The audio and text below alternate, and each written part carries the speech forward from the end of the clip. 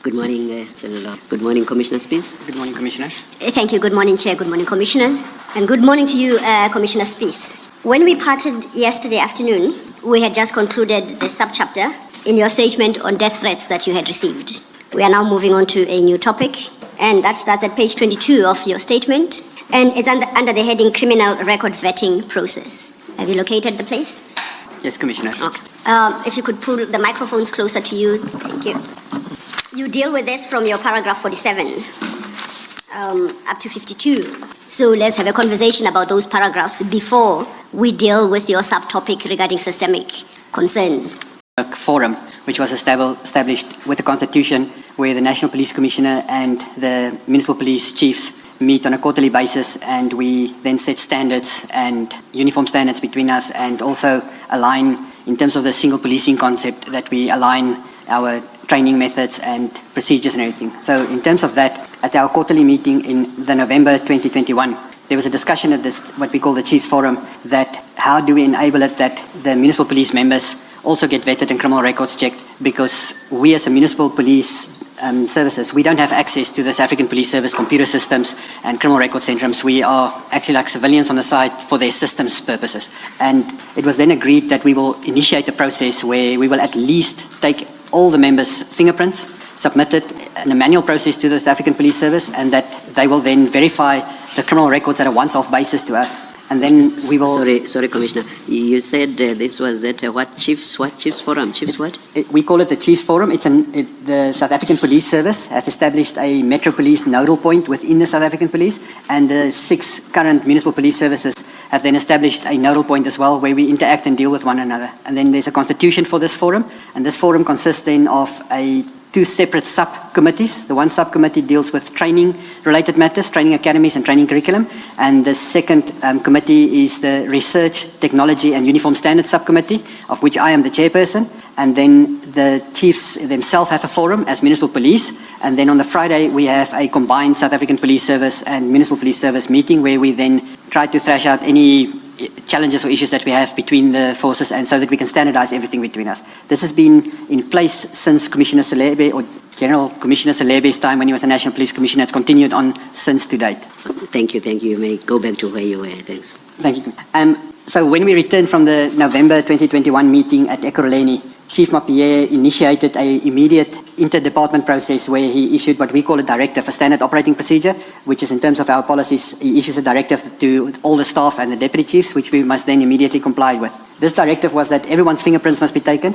It must be submitted to his staff officer, Colonel Ivan du Plessis, who will then make arrangements, and Commissioner Mapie is then also, because the Provincial Police Commissioner was known about this, it was arranged with the Provincial Police Commissioner that the whole of Ekurhuleni's fingerprints will be taken, Ekurhuleni Metro Police, and then this will be analysed by South African Police Service and feedback will be provided to us.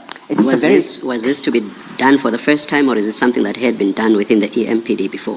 In EMPD it was done, but very haphazardly and randomly. It wasn't done on a regular basis at all. It was initially when we became members, when we were established, which is like 22 years ago, it was done initially.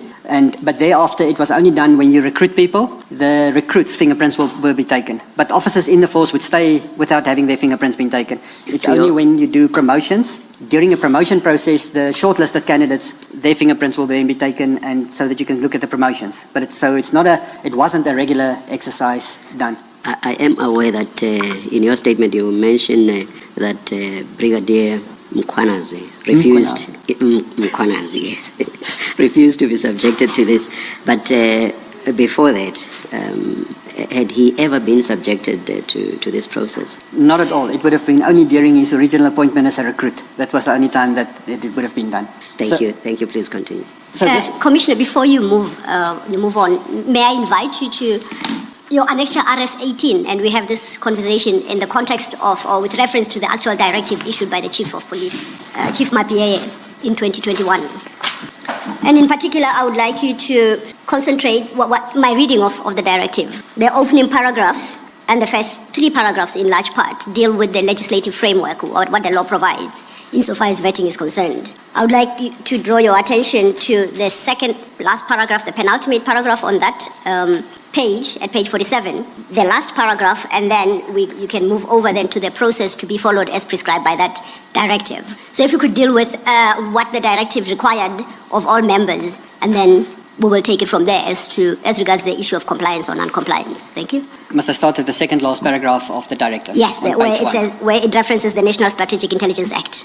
Correct. So the directive explains the legislative framework where there's into to prevent any labour issues if officers want to disagree with it. So it starts off in the second last paragraph to say the National Strategic Intelligence Act number 39 of 1994 in section 2 capital A, 1 small a and small b is very specific that employees of an organ of state may be vetted. The city of Ekurhuleni is considered an organ of state as envisaged in this act, and therefore all employees of EMPD are included to be vetted. The South African Police Services Crime Intelligence Section has been instructed or appointed to perform the vetting of all municipal police services by the National Police Commissioner, and the standard forms as printed and issued by the government printer shall be used, e.g. SAP 91 inquiry. And then on page 48, the process to be followed. The annual vetting process for EMPD shall start on 1 January 2022 and be concluded by 28 February 2022. Disciplinary action will be instituted against any non-compliance. During this process, each divisional head shall be responsible to ensure that all employees in their respective divisions' fingerprints be taken on the prescribed form, SAP 91, and submitted to the office of the Chief, Colonel Ivan du Plessis, the staff officer in the Chief's office. The forms will then be submitted to the Gauteng Provincial Police Commissioner's office for analysis and feedback to the Chief's office. And then it's signed by Commissioner Mapie as the Chief of Police. Thank you. Reading all the process to be followed, item 1 stipulates that the annual vetting process, or states that the annual vetting process shall start on the 1st of January 2022. My question is, was this process intended to be repeated on an annual basis? Was that the intention? Was that your understanding of... Correct, Commissioner. Because in Ekurhuleni it wasn't done. It was only done upon promotions, and it was only done when you are initially recruited. All the other Metro Police departments do it on an annual basis. And we were the only ones who actually, when it came to light and during the discussions at the Portfolio Police Committee, we noticed that we don't do everyone every year. We only do the promotion part of it, and we only do upon recruitment. And therefore the decision was made that this annual vetting shall be instituted and it will start as an annual for everyone. And I see that at item 2, it states that during this process, each divisional head shall be responsible to ensure that all employees in their respective divisions' fingerprints be taken. This is December 2021. Please remind us how many divisional heads were there within EMPD and specifically who they were. The divisions were Division Operations and Specialized Services, which have Commissioner Goodman Mazolo as the head of that division. It was Division Auxiliary and Support Services, of which I was the head as a Deputy Commissioner Spies. It was the Division Security, of which Commissioner Ndumiso Kwabe was heading the Security and Loss Control. There was a Division Licensing, which was then headed by Mr. Hamilton Letwaba. Sorry, I have to, in my mind, go back, make sure that I mentioned. And there was a Division Compliance. However, Division Compliance was vacant and there was no appointment in that position at that stage. The functions of that division was divided between the other deputy chiefs at that stage. Okay, you may proceed with your testimony then. What did you do or what happened after this directive was issued by Chief Mapie? So from my section, I had a subsection within me called the Warrant of Arrest section. That Warrant of Arrest section was headed by a Colonel Foster, and I tasked him and his whole team to immediately start the process on 1 January, taking my division's fingerprints. That was concluded in January already, the whole division of Auxiliary and Support Services. I then made him available to the other divisions to say, please assist the other divisions because they take too long to do this process. And by the end of February, which the chief's deadline was, a large portion of it was concluded except the southern region and the specialized services. Specialized services refused to have their fingerprints taken at all. This section is the section that resorts under then Brigadier Mkhwanazi. They refused to have their fingerprints taken. The southern region, the reason they haven't concluded yet is they are the largest region. They have the most officers and they were running late because of the volumes and the officers working different shifts and taking their fingerprints. So there was a verbal extension that we can carry on during the year with it. And at the end of February and March, Colonel du Plessis then took all the fingerprints that was already submitted, handed it over to the Provincial Police Commissioner's office, and they started to analyze it. In the South African police side, it took a long time. It was like 4 to 5 months that took it, but it was distributed to different criminal record centres like Soweto, Johannesburg, Tshwane, and East Rand because of that huge volume that came in. And then it started to trickle back, and eventually, once it started coming back, one of my sections, Colonel van Rooyen, which is the human resource liaison person, his section was then tasked to scan and capture the returns, which is the SAP 69 forms, which is the criminal records. It will state on the front page either illicit activity recorded or no illicit activity recorded. If it says no illicit activity recorded, then there's no record of SAPS looking for you or having any record of you. And if there's illicit activity recorded, there will be a SAP 69, which is the actual record, will then be attached to the back of that. So Colonel van Rooyen and her section started to capture all of these returns as it is. Eventually there was more than 3,700 in total. I don't have the exact figure, but I've got a spreadsheet with the actual names on it that was submitted to HR. And in this process, when we got to a stage where it's a year later now, we're supposed to start the next session of vetting again, but we haven't even concluded the first session again. And I was then tasked by Chief Mapie to give feedback on this specific status. Where in the project are we? Because we are capturing, my section is capturing it. I then prepared a feedback where I presented and I started. We were at a meeting which we call PEXCO inside. It's Police Executive Committee. It's the Chief of Police with his deputy chiefs and the Head of Internal Affairs that is together. And at this meeting where we were present, the Chief was chairing and I was presenting the feedback of this or where we are. The moment I started to give feedback, Brigadier Mkhwanazi was sitting right opposite me, and he started to scream with even spit and froth that comes out of his mouth at me, where he was screaming extremely disrespectful towards me, screaming that he doesn't have a criminal record, and I'm saying he's got a criminal record. And I said to him, but I'm not saying you've got a criminal record. I'm giving feedback on the status of the fingerprints. What I do say is that your section didn't provide the fingerprints and they refused to provide the fingerprints. I'm not saying you have a criminal record. And he just kept on screaming at me in front of all of us in the meeting. He physically took his phone out and he started phoning. And he speaks, you can clearly hear, he speaks to the city manager, Imogen Mashazi. And he puts the phone down and he says, the city manager says this process will stop immediately. And he turned around and he walked out in an extremely disrespectful manner.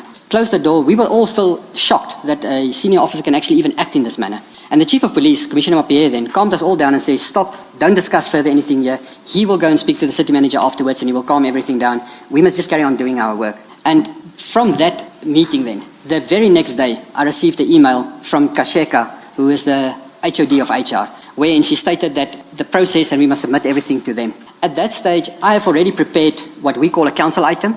It is a draft item that we can report to council. Everything is already in the item, the wording, the background, the discussion, up to resolutions even, but it's still in the draft form. It states at the top draft as well. Attach this list of officers with a graph of what the crimes are, what the officers are accused of, just redacting their names, and the spreadsheet itself has been encrypted with a password that no one can really open it if they do see it. And we submitted that as a proposal to say, we from a Metro Police side thinks that HR must deal with these officers in the following manner. And the proposal that we in the draft made is that the officers must be offered the chance to provide proof that they have been expunged, because there is in law an expungement process, and it's possible that they've been expunged and the certificates has not been submitted, that we make sure that it's a proper process, so that every officer be given the opportunity. So we propose, because we know how long the process takes in the Justice Department, is to give them a period of 6 months, provide proof of expungement, and if you do not have proof of expungement, that we then start initial proceedings at the end to either dismiss or to take disciplinary actions against the officers who've got criminal records. So then that day a meeting was then set up with HR. However, it was postponed at the last minute to the next day, and we then met at Kasheka's boardroom in Germiston. Well, before you continue, Commissioner, I'm sorry to interrupt you. I want to take you back to Brigadier Mkhwanazi. And you said his entire section had refused, basically, to be subjected to this fingerprint process. Do you know how many police officers were in this section? Commissioner, it's close to 200. Did you get any information as to how it came about that all of them did not subject themselves to the process? When Colonel Foster and the group of officers that I've assigned, when they came back to me every day to give feedback to say they've done so many fingerprints per day and they all came back to me and says they visited specialized services officers and the officers were not there, and when they spoke to the supervisor said to them they're not going to give their fingerprints because it's an illegal process. So I received everyday feedback just to say that the specialized services doesn't want to give their fingerprints on that. And because there was also from some of the union members that came to see me that wanted to have clarity, because they say their members has approached them to say we're taking their fingerprints, and nowhere in the Act does it say we can take their fingerprints. And then we had sessions with organised labour as well to say, but here it is. You know, it's in numerous different legislation that police officers' fingerprints can be taken. It even states in the Regulation 11 of the Municipal Police Services, it states if you refuse to have your fingerprints taken, you commit an offence. So we explained to the union members there was a proper process to get them as well a faith that this is a legal process. There's nothing illegal or untowards about it. And the supervisors that you say you got, or Foster was it? Was it Foster that was doing the... Colonel Foster is the Colonel one Foster, that... yes, he was in charge of the unit that went to assist to yes. take the fingerprints. The supervisors that you say he got feedback from, would those have been supervisors who fell under the supervision of Brigadier Mkhwanazi. Correct. The specialized services concert, there's one of the supervisors there was Dion Singh. He was from the K9 Equestrian Unit and the Drug Enforcement Unit. He's one of them.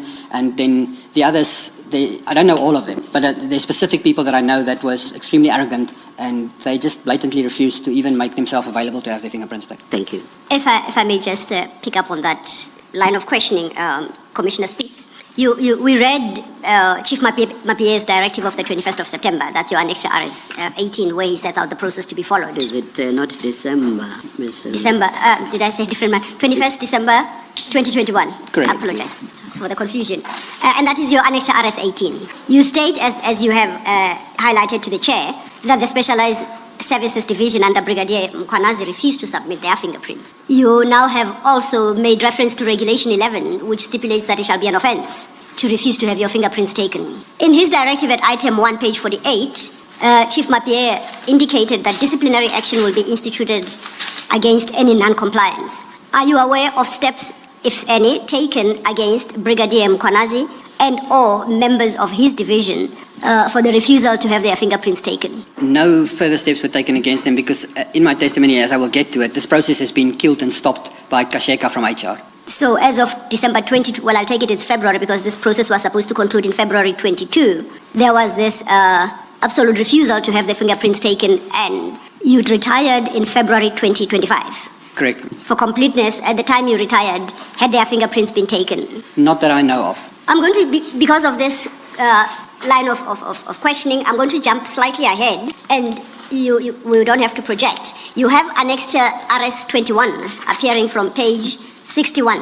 This, you say, are the results of, or the status of all members whose fingerprints, who were vetted. And Correct. You have a legend explaining their respective status. My question for the moment is, do we read annexed RS 21 to be exclusive of all members falling under the Specialized Services Division? Is that a correct interpretation? Now, RS21 is the full database of Yes. everyone. That is the 3,762 members. Yes. But of that, and it's color-coded then, the no illicit activities is marked in green. No, you will get to that part. I just want to know those 3,700 you list. Yes. At RS21, you provide the status of each. My question is it a correct reading that this list does not include any member of Brigadier Mkhwanazi's Specialized Services Division? Now, their names will be there under outstanding. Okay. And marked in yellow, because the ones marked in yellow, we haven't yet taken their fingerprints. Those are the ones who hasn't their fingerprints taken. There is obviously some that has been off sick or not at work and their fingerprints couldn't be taken. So out of the 211 that is outstanding at that stage, those include, and you will see at the divisions and sections that it's specialized services. There is here and there another individual which is from another section, but it is because of reason. Okay. The southern region is, for instance, the one that they were still busy. Their fingerprints been taken and late submitted. We haven't got the results back. Okay, thanks for that. I'm sure, Ms. Sildo, we are not expected to actually see what's on here, not with the size of the lettering. It shall be reproduced in what, A3 and refiled, unless yes. you arrange magnifying glasses for it. Indeed, Chair. We have thought of how to engage with this for the listeners. It's difficult to work through it. We cannot project it on the screen because it contains personal information of members. It wasn't answered. You were asked, Commissioner, whether the 200, the people that belong under or that fall under specialized services, any of them had been fingerprinted by the time you left. And your answer was you're not aware if that was done. And I want to ask a slightly different question. The directive, you say, contemplated that there would be annual vetting process starting Correct, from the date from 2022. As at the time that, and you've told us that that process was stopped, the 2022 process was stopped, so it didn't conclude. By the time you left, had any vetting at all, the annual vetting that was contemplated, had it happened or was it happening at all? No further. That 376 that we have vetted from inside the department, that was the only vetting that was done, and then the process to carry on from that was physically stopped, and thereafter no vetting was again done on criminal records. There is a later process where just after Commissioner, when Mkhwanazi was appointed as a deputy chief, then, and this vetting process was started, there was an instruction from the chief of police to the 3 deputy chiefs that we must be fully vetted. In that process, he again refused to be vetted at all, and Commissioner Kwabe forms were supplied to him, and he started the process to be vetted. And I answered the chief back to say, I'm already vetted to a top secret clearance level. Here's my top secret clearance security number. My own security vetting has then, at a stage, it's only valid for 5 years. It expired and it was redone, and I've received my new one again. So I'm fully vetted to top secret, which now expires in 2030 somewhere. I don't know the exact date, but it's somewhere in 2030. I think August 2030. Thank you. Thank you, Commissioner. Thank you, Mr. Thank you, Commissioner Baloyi. Staying then with RS21, which we will not project.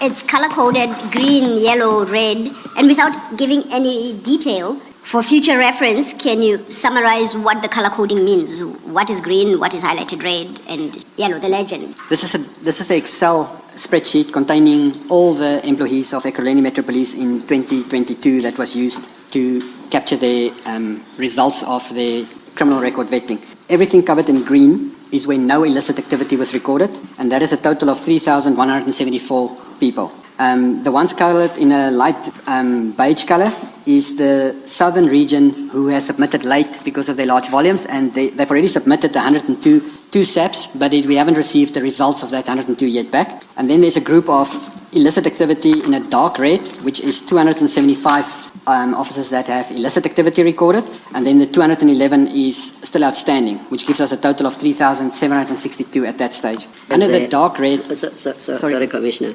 In the red, that is where illicit activity has been identified, there's the total number, but then to the far right, there's another number. What does that signify? So that's a lighter red, and it states awaiting trial. So when the illicit activity sometimes come back, it means that an officer has, for instance, been arrested and he's already been charged and he already pleaded and his criminal case is running. So we don't yet have a result of that person, so we just indicate it as awaiting trial because of the process is still ongoing. Oh, thank you very much. Because it's just sticking out and hanging, as it were. I did not see the heading above. Thank you very much. Thank you. Do you have in the list officers who have been convicted? And what is that number? I can't quite read it. It's 100. 100. Thank Yes. you. Thank you. In the list, do you have officers who have been convicted? That's out of the 275. So when you say illicit activity identified, the 275 have been convicted, Yes, Commissioner. and then the 100 are Yes. awaiting trial. Yes, Commissioner. I do have made a graph which I presented at the same meeting on page 60, which is RS20. Before we get to RS20, we'll get to RS20. Can we stay with 21 for the moment? You were still going through the color coding methodology you applied. So you had said the beige, those highlighted in a beigeish color, those were involved the southern region mainly, which has a large number of members. Correct, and has Commissioner. not completed the process. Correct, Commissioners. Their fingerprints were already taken and submitted, but we still haven't received feedback from the South African Police Service on their results. Then you have the yellows. What does yellow? The yellow means that the fingerprints has not been taken and the fingerprints has also not been submitted. So they are still outstanding and therefore nothing has happened with them. And it is in this category that members of the Specialized Services Division would fall. Correct, Commissioner. Now, if you could go back to page 50, that is annexure RS19. There appears to be a memorandum from Chief Mapie dated the 6th of February 2024, addressed to El Kasheka, HOD Human Resource Department. You see that? And it's signed at the bottom by him. Is it this document? It says, kindly find attached report from the EMPD to Human Resources Department regarding the status quo of EMPD employees with criminal and or illicit activities recorded against them as requested by the Human Resources Department in the meeting held on the 27th of February 2024 at HR Corporate Head Office in Germiston. Do you see that? At paragraph 52 of your statement, you reference a meeting you had with Ms. Kasheka. That date of the 27th of February 2024 that Chief Mapie refers to at page 50, is it the same meeting or is it a different meeting? Because your meeting of at paragraph 52 does not appear to have a date. The meeting that we held with HR, so in the beginning of February, there was a meeting which is the SPEXCO meeting. Yes. But then it was postponed, the meeting that was set up with HR. And that meeting took place on 27 February. On the letter of Commissioner Mapie, the date that it was issued is actually 6 March because the letter wasn't issued before the meeting. It must be a typo because we actually had, on the 5th of March, we had drafted the item already based on what was discussed in that meeting. We must provide all the information to HR. So the letter that Commissioner Mapie signed referenced the 27 February meeting which was held with HR. It is that meeting at page 52 where we held the meeting with HR. So you are suggesting that the date at page 50 might be wrong. Instead of 6 February, it must read 6 March 2024. Correct. And I think that attached to that would appear to be a report dated the 5th of March 2024. So I think that correction would accord actually with the contents of the document at the report at page 51, which is Correct, of a later Commissioners. date. Even paragraph 1, Advocate Silla on page 50, it refers to a meeting of 24 February. So Indeed, 27 February. Yeah, Yes, 27. typo. Do you want to deal with this report starting at paragraph 51? At this meeting that we held on the 27th of meeting, the people present there was Ms. Kasheka, who's the head of Human Resources. She was the chair. There was Mr. Lefu Makoba, Colonel Van Rooyen from the Metro Police, Brigadier Julius Mkhwanazi, Colonel Ivan Duplessis, and there was also Mr. Maripe Matakocha. He's the divisional head at corporate HR. And then it was discussed there is to say that we as Metro Police cannot do this process. The process must be restarted on suggestion from Brigadier Mkhwanazi from scratch because the people who took the fingerprints and the people who's involved in this process cannot be trusted. And then it was resolved by Kasheka that we will submit our complete database together with the draft report and the letter to her office, and it shall be managed by Lefu Makoba. And we must provide all the information, everything over to them, and it will then be dealt with them. So we came back, and the next day we submitted this draft. What we say is a draft report is normally corporate human resources will do a council report because it's human resources and HR related. But to expedite the process, we drafted the whole item already for them to say this is what we suggest, and we submitted that to them. The Excel spreadsheet itself, I encrypted it with a serious password, and I then sent that via email to Lefu Makoba, and I've sent the password via WhatsApp to him. We had up and down email correspondence where he stated he cannot open it because he forwarded it to some other people, and I explained to him, well, I don't want to release it where you can forward it to anyone else because it's POPI. POPI Act is critical, and this is containing all the database information of employees plus criminal records, and I don't want this to be circulating in the department at all. When eventually he came back and he sees it, everyone, and he says, but provide the password to him and via email. So after about a week later, he said to me, but POPI doesn't apply because it's internal correspondence, and I then sent the password via email to him as well, which he then replied back to me to say, okay, you can open it now. It was then forwarded, this item, and everything was forwarded to corporate and legal, and corporate and legal made comments to say that our approach as Metro Police is wrong. We cannot do, because our suggestion was that we give the employees a chance to provide their expungement proof, and if nothing of that happens, is that they then be either dismissed or that disciplinary steps be taken against them. So corporate and legal came back and says, no, you cannot dismiss them, you cannot do this process, we must leave it in the hands of corporate HR. And exactly at that point, that's where it stopped. It never went further than that at all again.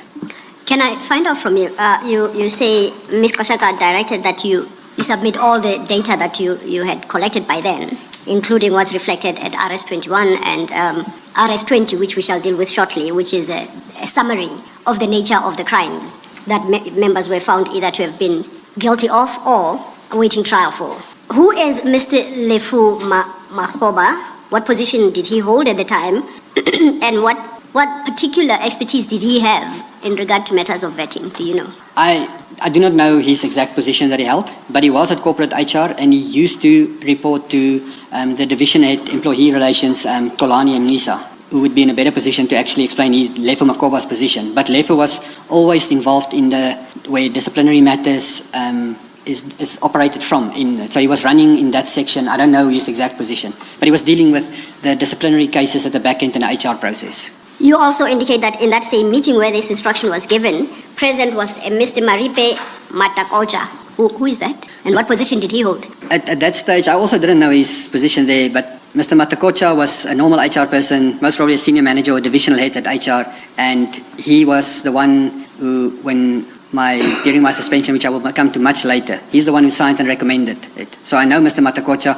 Also, in my earlier testimony, I mentioned an incident where council took a resolution to adopt a new structure. Mr. Matakocha is the one who presented this new structure, and the one who I discussed with, where he stated to me that my position is not in the structure anymore, but they will keep me till my contract ends, and I will be on the site and read newspapers or provide information to them and assist anyone during my period when the contract is still running. As a matter of interest, in that period when you were supposed to read newspapers, did the EMPD undertake to provide you with the newspapers, or were you expected to buy them for yourself? Commissioners, no.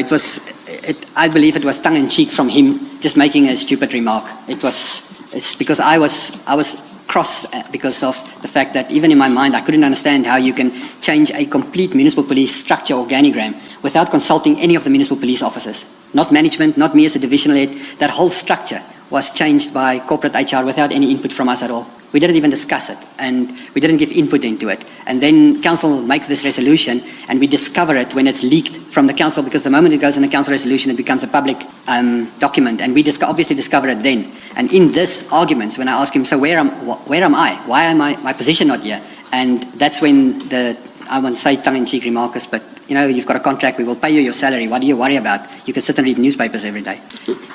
We dealt with your RS21, which is that big document that provides the results for vetting in respect of all 3,700 members.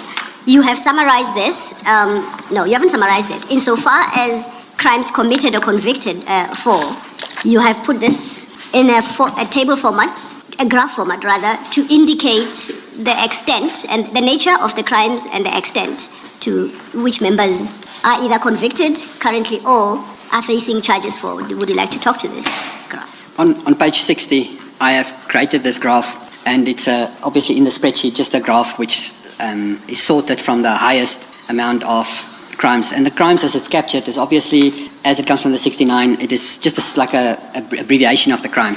And it then runs from the top of assault cases where officers were found guilty for assault with a total of 58 as the most. And it goes down to uttering, which is 1.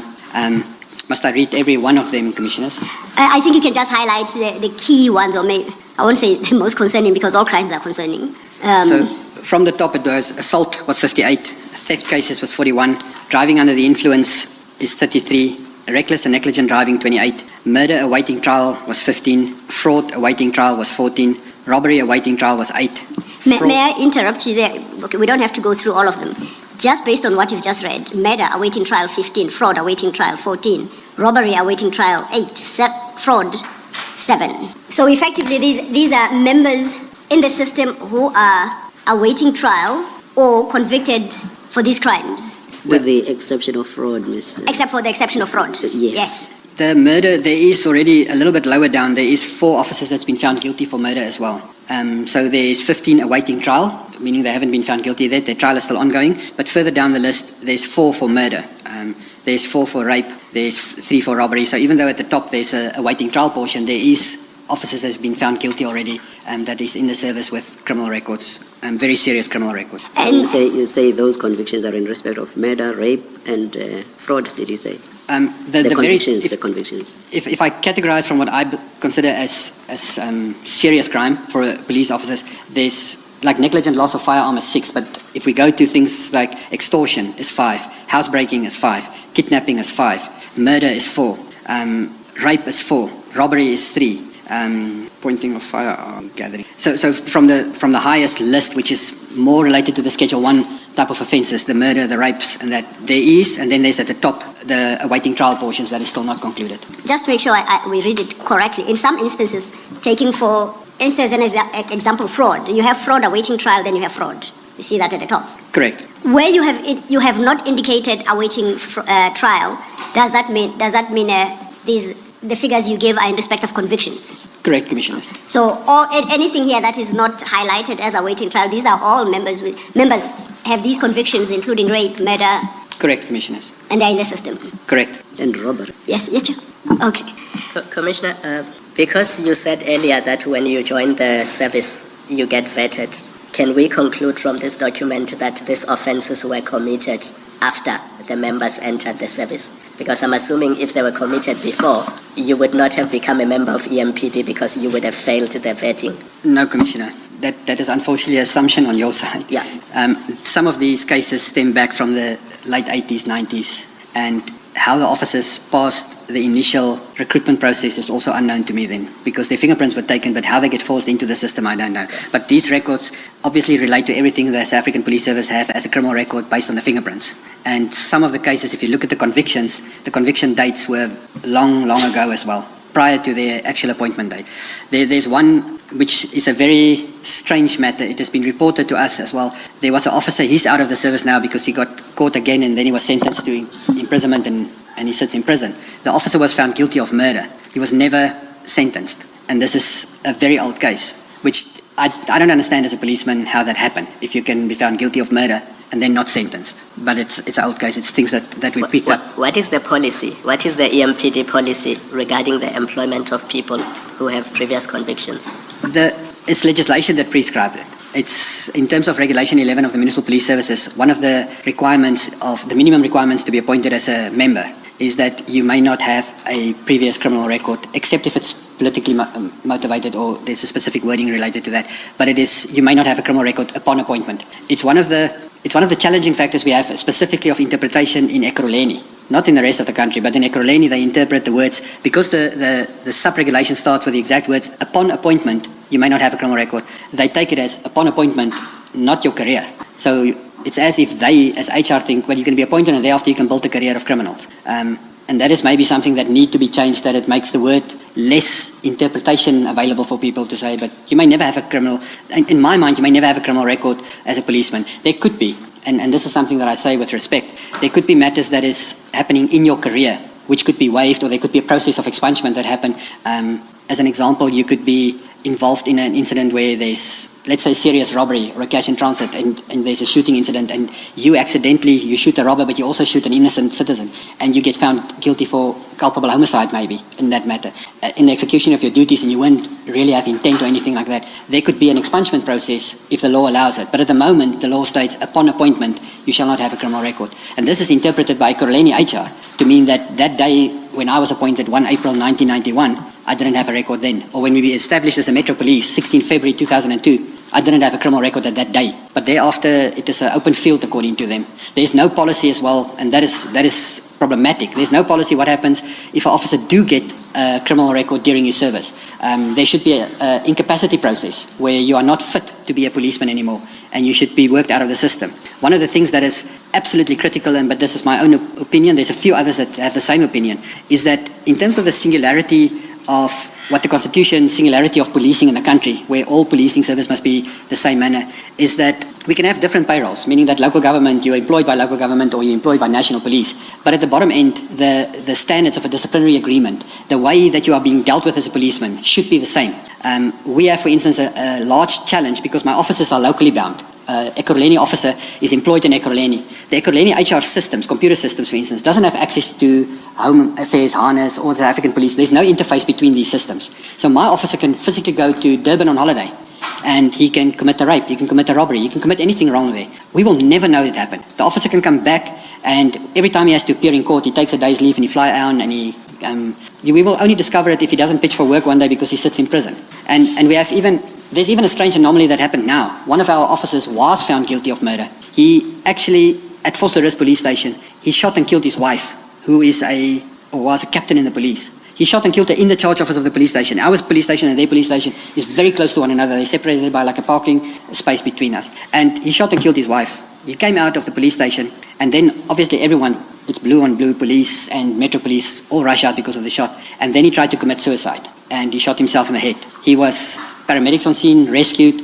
He actually looks like he sustained no damage, and he was released from hospital. He was eventually found guilty, and he was incarcerated, and I believe it was like a period of 15 years. He came out on parole now in this year, and he lodged an unfair dismissal case because he wasn't processed in the correct manner, and Ekurhuleni reinstated him. So the systems doesn't speak to one another, and that is something that if we, for instance, want to take, if I want to check if my officer have a criminal record, I don't have any access to it at all. I cannot see it. The only manner I can do it is I take his fingerprints manually, I submit it to South African Police Service. I, as municipal police, must pay the South African Police Service either 85 or 180 rand as a government entity to South African Police Service to say, please check this fingerprints for me. They will take weeks and months to do it and then come back with a result to me. So I, as a police, municipal police, don't have access to criminal records of my officers. My officer could be in domestic violence incidents, be involved at home against his spouse or wife, and the police could hold an inquiry about his fitness to possess a firearm in terms of the Firearms Control Act. Or there could be a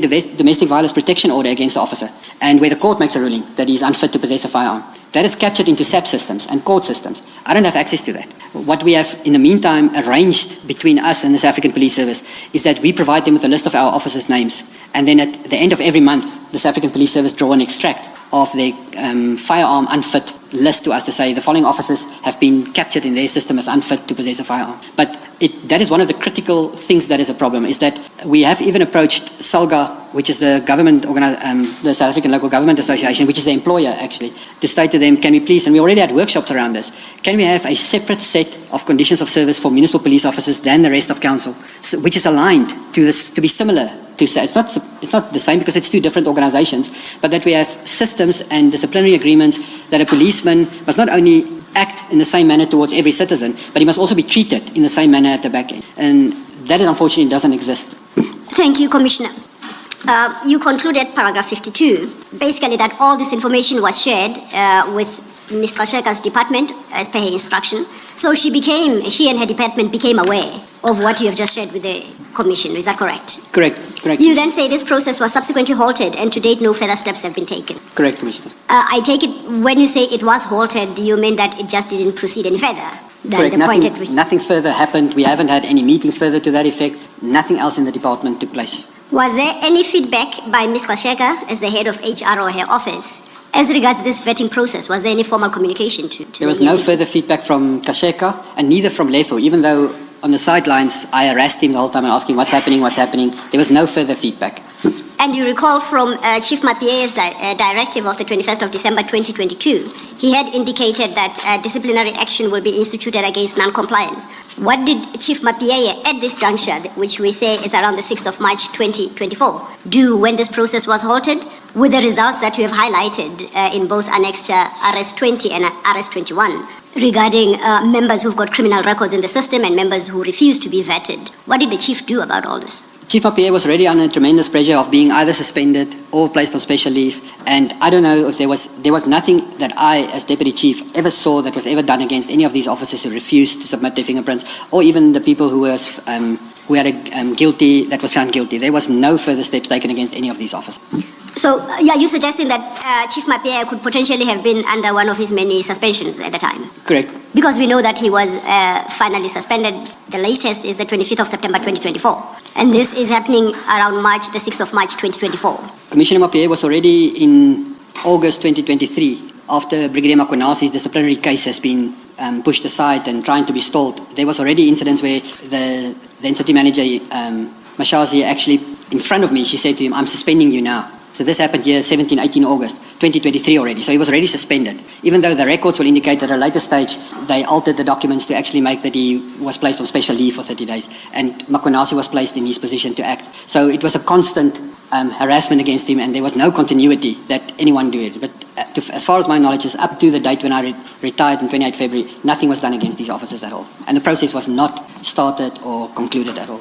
And equally so, there was no explanation from the upper echelons of EMPD as to the status of this process or why it is not proceeding. It was never communicated to the divisional heads. Correct, Commissioner. Was it, to your knowledge, was this matter ever reported to Council of Ekurhuleni?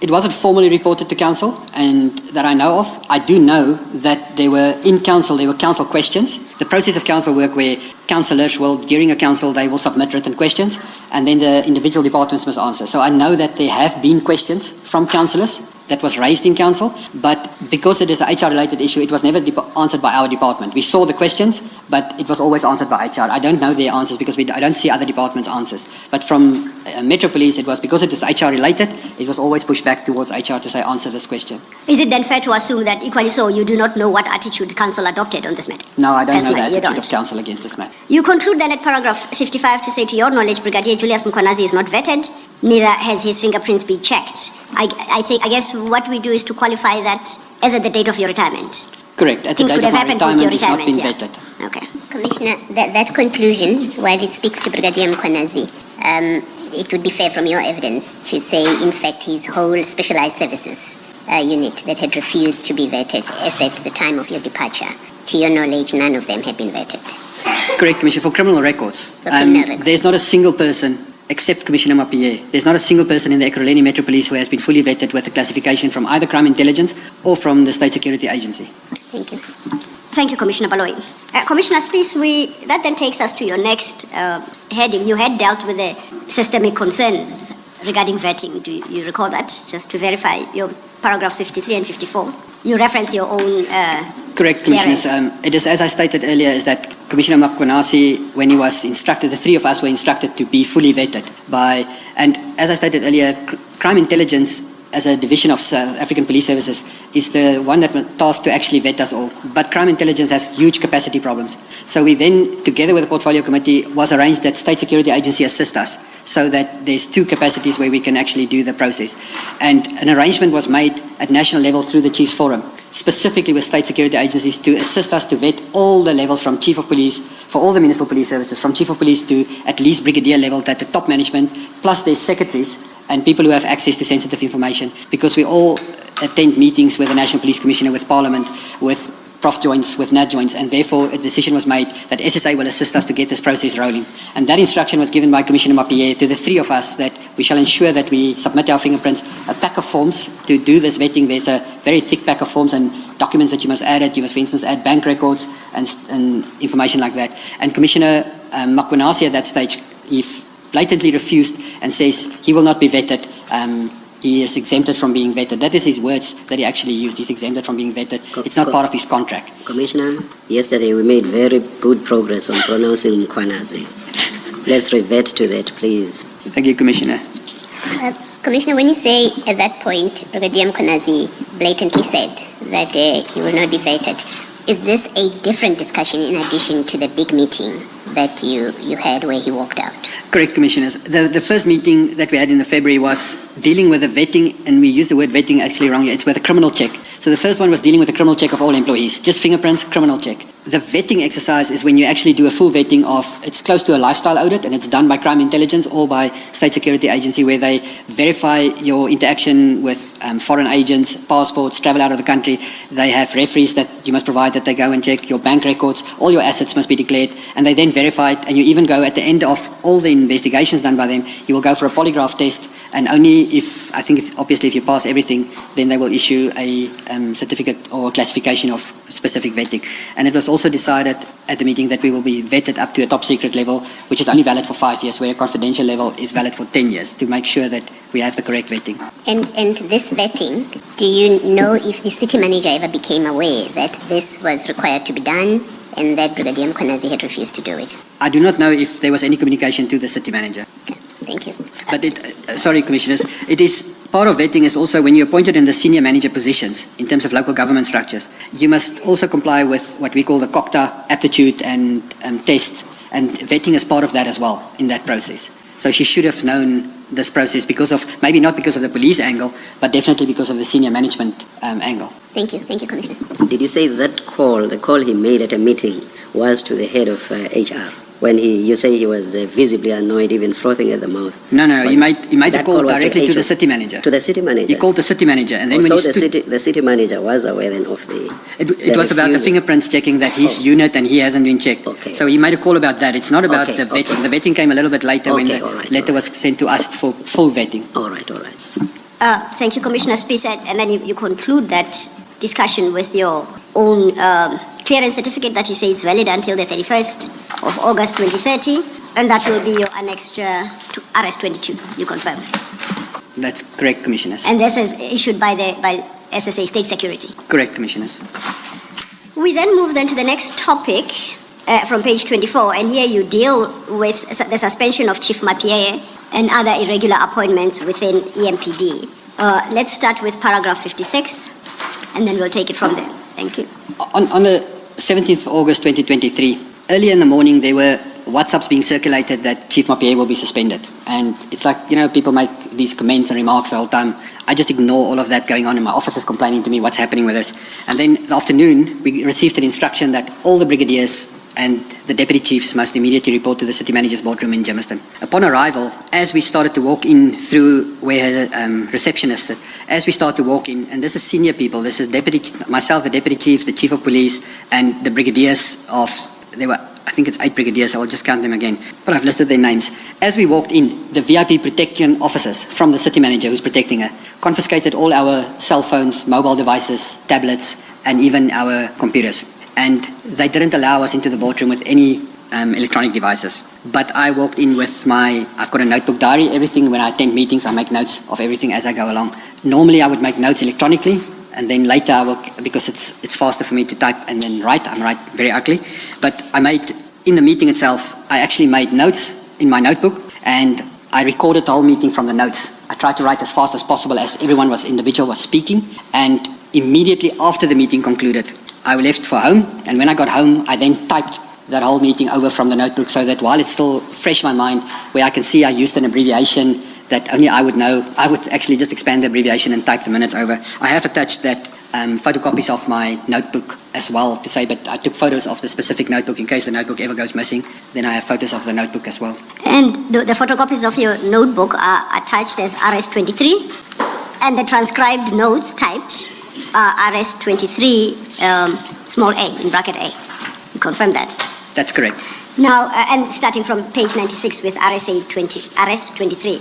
The actual notebook from which you took the pictures that now make up an extra RS23, you still have that notebook? Correct. Should the commissioners need to satisfy themselves that this is not your creation post-fact? You have the actual notebook? I still have the notebook, and I forwarded this in WhatsApps as well, so there's even proof to date and timestamp this. There's also, as I wrote in my notebook, it starts at 12 o'clock, and when I ended the meeting, it ended at 15:45 at the end of my notebook of this notes. Okay. Having then confirmed that, I think we shall not subject the commission to your handwriting, so perhaps we turn to Annex RS23 bracket A to understand what transpired at that meeting.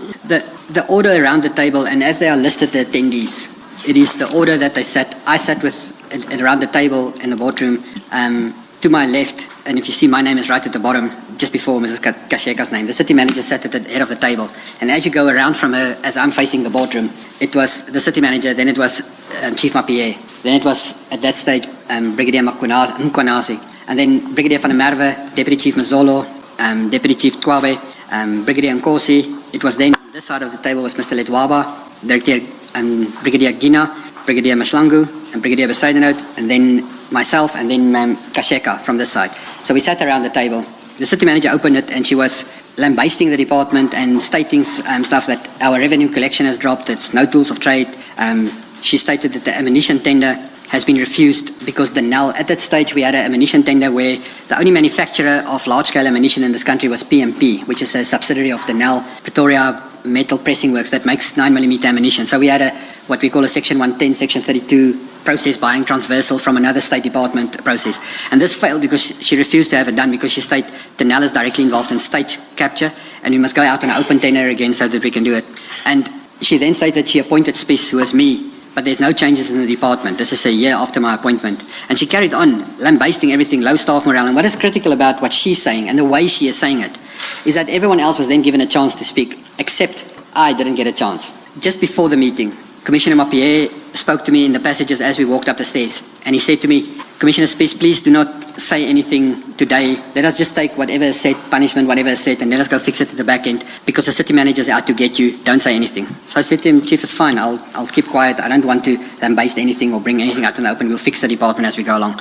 So everyone got a chance to vent. But commissioners, when Mkhwanazi started to speak, everything that he said was as if he and the city manager had colluded and they were speaking the same speech. And he was making comments about this de facto chiefs. That Chief Mapie is a bad manager and he's not running the department good enough because there's de facto chiefs. And he mentioned that I'm one of the chiefs that runs the department. Perhaps, apologies, Commissioner Spies, it might be easiest and quickest if we deal with that side of things with reference to the actual transcribed quote-unquote meeting. And for that purpose, I would refer you to page 105. Having listed the attendees and you highlight that the meeting was open, you have at the bottom of that page a recordal of what was stated by JM. And according to your attendees list, you have JM as the director, J. Mkhwanazi. He was at that stage appointed as the Director Specialized Services with a brigadier rank. Okay, perhaps then if you just read that paragraph at the bottom of 105 to about literally the first quarter of 106. Thank you. Commissioner, if I can just go 2 paragraphs back, because it touches on what later actually happened as well. Please do. States where the whole punch is through it is that never before have we opened cases against one another and running to IPID to open cases. She can also play the same game and go to iPad to open cases against us. She can do the very same thing we do. Why are we doing it? It must be stopped. Directors are treated differently. One gets overtime while the others don't. And dealing with investigations criminally. There's way too many labor cases. It's clear that we are leaderless. The department is dysfunctional. And then she addressed Chief Mapie. Mapie, what happened? It's your second term. She addresses the chief directly. And then she asked who wants to say something, and a group of the officers put their hands up. JM then started to say, CM, he addressed her. He doesn't speak to anyone else. He says, the department is dysfunctional. We don't have a chief of police. I work for government, not using my connections. But in this department, only people who have connections are promoted or listened to. And all the connections are from Benoni. No one else in EMPD, and only they are close to the chief. We have another de facto chief of police, Duplessis, that gives instructions as if he's running the department, and then seniors must listen to him, a junior. And if you refuse, then he threatens you defying the chief's instructions. Another chief superintendent, Tipa, also have been arrested and not suspended, and no steps taken against. Then another de facto chief, Spies. I'm not even respecting or saluting him anymore. Said by him is nothing, but he runs the department. Projects, logistics projects never discussed with him or with ops, just to whatever he wishes. Supporting but sit in another land. No talking with ops, who took projects or even precincts. No funds, but before COVID there was funds. He sits at office, 300 people but no space. No toilet, all a mess. Another de facto chief of police, Nisa. He will deal with officers who cannot raise any issues. Cases are open and they do the planning exit strategy. Henny Erasmus are remote controlled by Spies and Mapie. Integrity and standards are hiding in cupboards. Anyone not close will be nailed. I lost respect for them and refused to salute them. Operations, no one is clean in this department. Bricks is coming, nothing is done, no one is signing off. If his name is on it, then no one will sign. Ubaba, burying alive. He went to see Mapie and was forced to sit and wait for 5 hours. As a senior, he had to wait while he was in his office. He only saw him after Deputy Chief Mazolo arrived. And those words you attribute to Brigadier Mkhwanazi in the meeting? Correct. The meeting then continued, and I see there are different speakers, as your note reflects. Is there anything in particular you'd like to draw the Commission's attention to? The other speakers had just very, very little to say. They had like one or two sentences. So Brigadier van der Merwe, for instance, that because she mentioned the ammunition tender, he just submitted to her that we have initiated the tender again, and we have submitted already application to supply chain. We're waiting for a contract number, and we have specifications ready. Then she answered him immediately back to say, but your specifications must be changed so that there can be successful bidders. And he answers back to say, but our specifications are as per legislation and are correct, but it will be submitted as soon as we have a contract number. The main portion, and that is linked to previous discussions already, when we procure ammunition, one of the requirements in our tenders is that the supplier who gets the tender must have a dealership license from the South African Police Service, CFR, because only people who have a dealership license may deal with ammunition. And what has happened is that companies have been appointed in the past where they don't have a dealership license, they become a middleman. So they effectively will buy the ammunition from someone and then sell it to us. And that is illegal because you are then in possession, even if it's just on paper maybe. But the ammunition must be delivered by us in terms of the tender at our offices. And that transfer of the ammunition and moving of it, the company who provides us must comply and be legal. So there was an instruction from her that we must remove that requirement that anyone can provide the ammunition to us. And the answer was, but we cannot. The law says there must be this in it. And that's what Brigadier van der Merwe then answered her back. Mr. Mazolo, just everyone, you'll see has a very, very little input into it. It was more, there's problems with our structure. The council was busy with a reorganization and the structure was not yet implemented and officers were placed. So a lot of officers were making comments about the structure. Brigadier Nkosi, he is also originating from the so-called Benoni officers. And where this remark comes from is that when the Metro Police were established, or the city of Ekurhuleni was established, it was an amalgamation of 9 existing councils, which is the Benoni, Kempton, Nigel, Boksburg, Brakpan, Springs, Alberton, Germiston, Edenvale. Those cities were amalgamated into one. And obviously when the Metro Police was started, the traffic officers from those departments were the inauguration members and founding members of the municipal police. And then there's groupings, because officers obviously know one another well, they've been working for years together. So groupings started to happen, that there's a group of officers from Benoni, and there's a group of officers from Germiston, or a group from Kempton Park. And the illusion here is that the officers from Benoni are being treated specially. And Brigadier Nkosi is also an ex-Benoni officer. So he started to say, CM, the Benoni employees, that Brigadier Julius Mkhwanazi, and immediately she cut him off. Stop, don't speak about what anyone here has said. It's if you want to say anything else. So everyone it's as if the meeting was done so that Julius Mkhwanazi can speak, she can speak. The rest was just there as ad-lib for a short paragraph and that. And before you move ahead, I think we have a sense of who the main drivers of the meeting were. And for whatever reason, others did not or could not speak. I would like to draw your attention to at page 107. There is a conversation there, or there is an input being made by OB, and going back to the list of attendees, you have OB listed as Director O. Bezuidenhout, correct? Correct. I mean, I tried to read what you have recorded here, and perhaps you are best placed to explain it to us all. It starts at about midway of page 107, where OB says, ma'am, just two things. Disciplinary matters, hearings, outcomes are dismissed by 90%. That is going to deal with WOA roadblocks and the like. Would you like to expound on that, please? The disciplinary matters hearings that he refers there to is that a lot of our officers, the disciplinary hearings take place, but because we are working under the SALGBC SALGA disciplinary hearing process, the chairpersons are not from the Metro Police, they could be from any department, and the officers are treated as if they're normal council employees. And then if the officer committed, for instance, it could be a matter of bribery, where the officer stopped an offender and he took money from him, and then there's a whole disciplinary case that happened, is that the officer it's possible that he would be dismissed by the chairperson, but then that officer will run to the labour court and he will be reinstated because HR will not contest the matter and the officer will be reinstated. It also happens when the chairpersons, when an officer, for instance, it's a simple incident that took place during COVID. There was obviously lockdown level 5 and 4 where no one was allowed to travel or move in the country except if you have certificates. And the police were obviously, when we were on duty, we used to work. So at one of our roadblocks, one of our off-duty officers drive into the roadblock and he was then stopped. And as he was stopped, he jumped out and he ran away and he left the car behind. But because he was stupid, the officers know him. He works with them. They went to his house and that. But in the meantime, it was discovered that the vehicle he was traveling in was a stolen vehicle. And subsequently, he was then charged criminally, and he was found guilty for contravening the COVID regulations. The stolen vehicle portion, he wasn't found guilty eventually, because I think there's a challenge with the South African Police Service not cancelling the vehicle when it was recovered, or it was his neighbour's vehicle and he just borrowed it, and that he wasn't found criminally guilty for that. But in his disciplinary hearing, the ruling was that he be docked unpaid for 10 days. And in that unpaid, it included the public holiday as well. So he even got unpaid for a holiday as well. So it's things like that Brigadier Bezuidenhout is addressing, is to say that our officers, the disciplinary process inside is broken, because it's not done by us, it's done by HR, and HR appoints presiding and presenting officers, and those doesn't understand the policing environment, where we say if a police officer comes on duty drunk, to us it's extremely serious, because he drives a vehicle, he's in charge of a firearm, he can kill people while he's drunk, but to HR it's just another employee who's drunk and must go to EAP and be treated completely different. So that is what Bezuidenhout is referring there.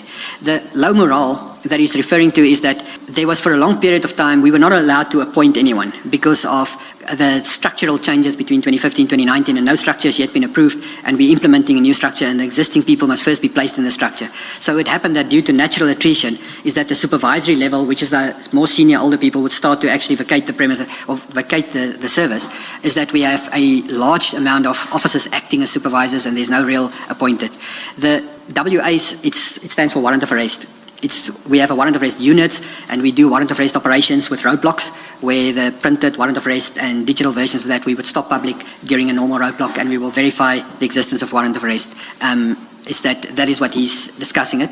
And then the Draeger, when he speaks about the Draeger must be calibrated or not, we received a donation from the South African breweries where they donated Draegers to us over and above our Draeger, but there was because it was their Draeger to be used and our Draeger, there was a discrepancy about who must calibrate them. It's not ours, it's theirs. And then eventually it changed into where a formal donation was made and a formal handover process where council adopted and then assetized and accepted the Draegers, and then that is what the Draeger references to that. Okay, now just so I understand, this Draeger you reference here, is that a breathalyzer tool to measure alcohol content in one's body?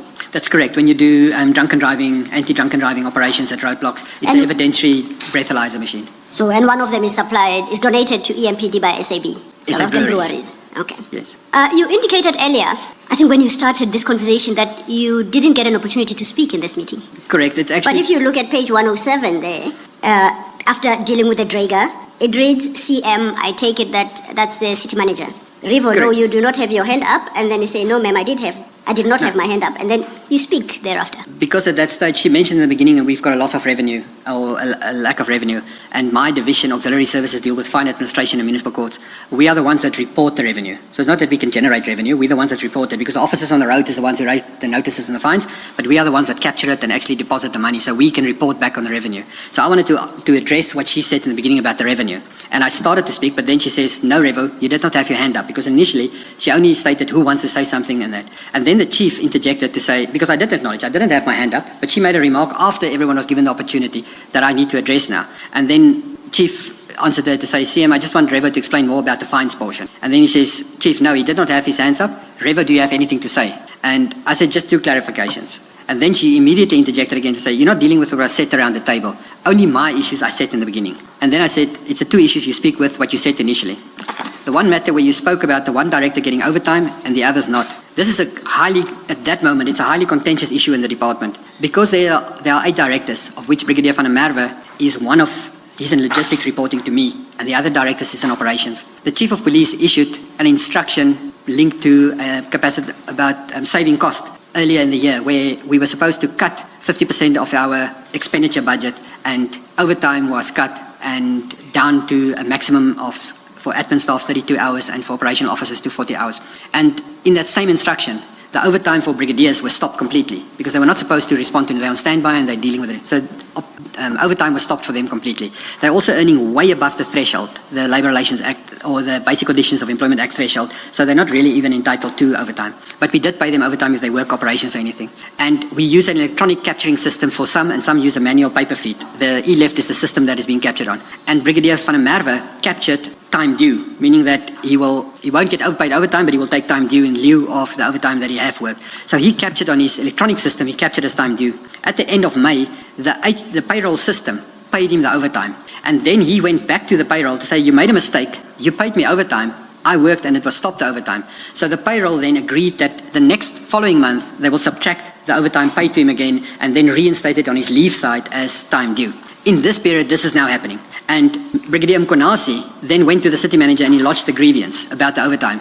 And Kemi Bihari was the chairperson of this grievance hearing. And Kemi Bihari then made a ruling, even though Bihari acknowledged that the pay office has already agreed that they will reverse the payment to Van der Merwe. Bihari still made a ruling to say that based on the fact that one brigadier is getting overtime, the rest must immediately get overtime. And then the overtime was reinstated. So this is my explanation to that matter, where they addressed the overtime of that, and which she mentioned in the beginning. And I stated it exactly as that as well, is that the lady second in charge of the payroll, Helena Hatang, they were discussing it on emails, and there's proof to this effect, and Helena answered him back to say it will be recovered. Don't go and, there was actually a joke, don't go and spend it, it will be recovered from him. And it was eventually recovered from him. But then, because of this outcome of Bihari, in his grievance, he stated that the brigadiers at this very high salary can get overtime again, and since then they work and get paid overtime again.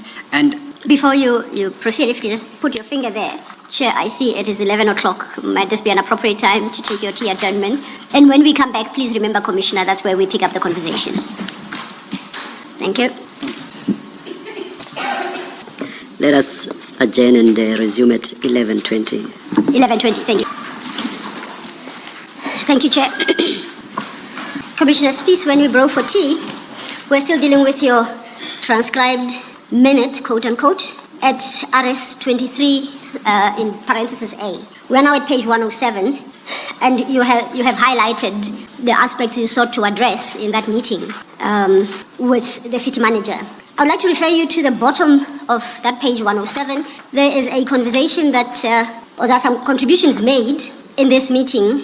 If you could take it up to first 1/3 part of 108. Thank you. Commissioners, it's still dealing with the overtime portion that I discussed, and the city manager answered me to say, but that's not what the chief said yesterday. I then answered her to say, ma'am, that is what happened. We have all the proof and confirmation from the pay office. She then addressed Linda. Linda is Kasheka. That cannot be left, it is on purpose. And she then answered, yes, ma'am, it's not an error. I then answered to say, ma'am, I then support the chief in his earlier submission that all the issues raised be addressed and submitted to you via formal memo. She immediately answered the chief and Chief, see, Revo is running the department. He's actually telling you what to do. I interjected and said, no, ma'am. I stated I am supporting the chief and that he will issue a letter to you. And then she said, you are not telling the chief what he must do. Deputy Chief Mapie, Kwabe and Mzolo is quiet. Revo is the only one supporting the chief. Clearly, the department is run by Revo Spies. Proof in him responding in writing. Doesn't have resources, cut across, affect all departments. The city have very little budget. Everyone must prioritize order and place revenue first. Linda, do you have something to say? We can stop there. So I think we have about the gist of what how the meeting went. I would like to direct you to the bottom of page 108, which are the city manager's closing remarks of that meeting, where she starts, the airport is important. The city manager stated that the airport is important and we shall partake in the BRICS. Very little budget, you shall give uniform and firearms and give them the tools of trade. Chief, I can see you are overwhelmed and therefore you shall take leave. Get debriefed, rest and come back neutral and objective. Director North, that's referring to Brigadier Gina, stated she is depressed and this is wrong. I am normally not harsh, but I'm gutful. You only have one woman and Hamilton is prioritized. Is he related to the chief? He gets first choice. And Mazolo, you must act like a real chief, not like a nurse. This is a military environment. I am stronger than you, always speaking about ulcers and body has problems. You must stop being so weak. Stop discriminating against hard workers. Mapie, you shall take special leave and the rest shall report through Mazolo. If you are afraid, fragile or important, go to him for solution. The team must be united like brothers and sisters. Very close scrutiny. And then the meeting adjourned at 15:45. Perhaps instead of important, that's probably important in the context of everything else. IMPOTENT. Or was it really important? Commissioner, I'm not at the correct place because my notes... If you go to your last sentence in that, your third actually, second line from the bottom where you say, you quote it as saying, if you are afraid / fragile. Do you see where I'm reading? On page 108, Commissioner. I am there. So, Commissioner, it is based from my notes, and it is typed as my notes are, and my note spelling and this spelling, and sometimes when I wrote, so I typed, there was a full stop, important, / come to them for solution. So, it was most probably in the context of at that moment in time, she said, if it is something important, go to them for solution. So, it's going to Mazolo. I get it. So, it was, I unfortunately don't have shorthand, but it was from a forcefully rushed writing and then just typing exactly what I had actually noted. Thank you. I was reading it in combination or conjointly with the afraid and fragile. No, yeah. Thank you. I understand, Commissioner. It is on my notes on page 104 at the fourth last line. Report through Mazolo, full stop. Then afraid / fragile, full stop. Important / come to them for solution, full stop. So it's in that basis. It's not at all as I typed. That makes perfect sense. Thank you. Thank you, Chair. And you say at that, with those remarks and her decision to place Chief Mapie on special leave, the meeting adjourned at 15:45. Correct. If you turn now to paragraph 58 of your statement at page 25. Sorry, Ms. Lopez, yes, ma'am. do that. Commissioner, in that same page 108, if you go up, there's just above what you've read, there's another biggish paragraph which says CM, where she speaks, and of particular interest is where she seems to give instructions about reporting lines. Do you want to read that paragraph? It is very clear from all the communication.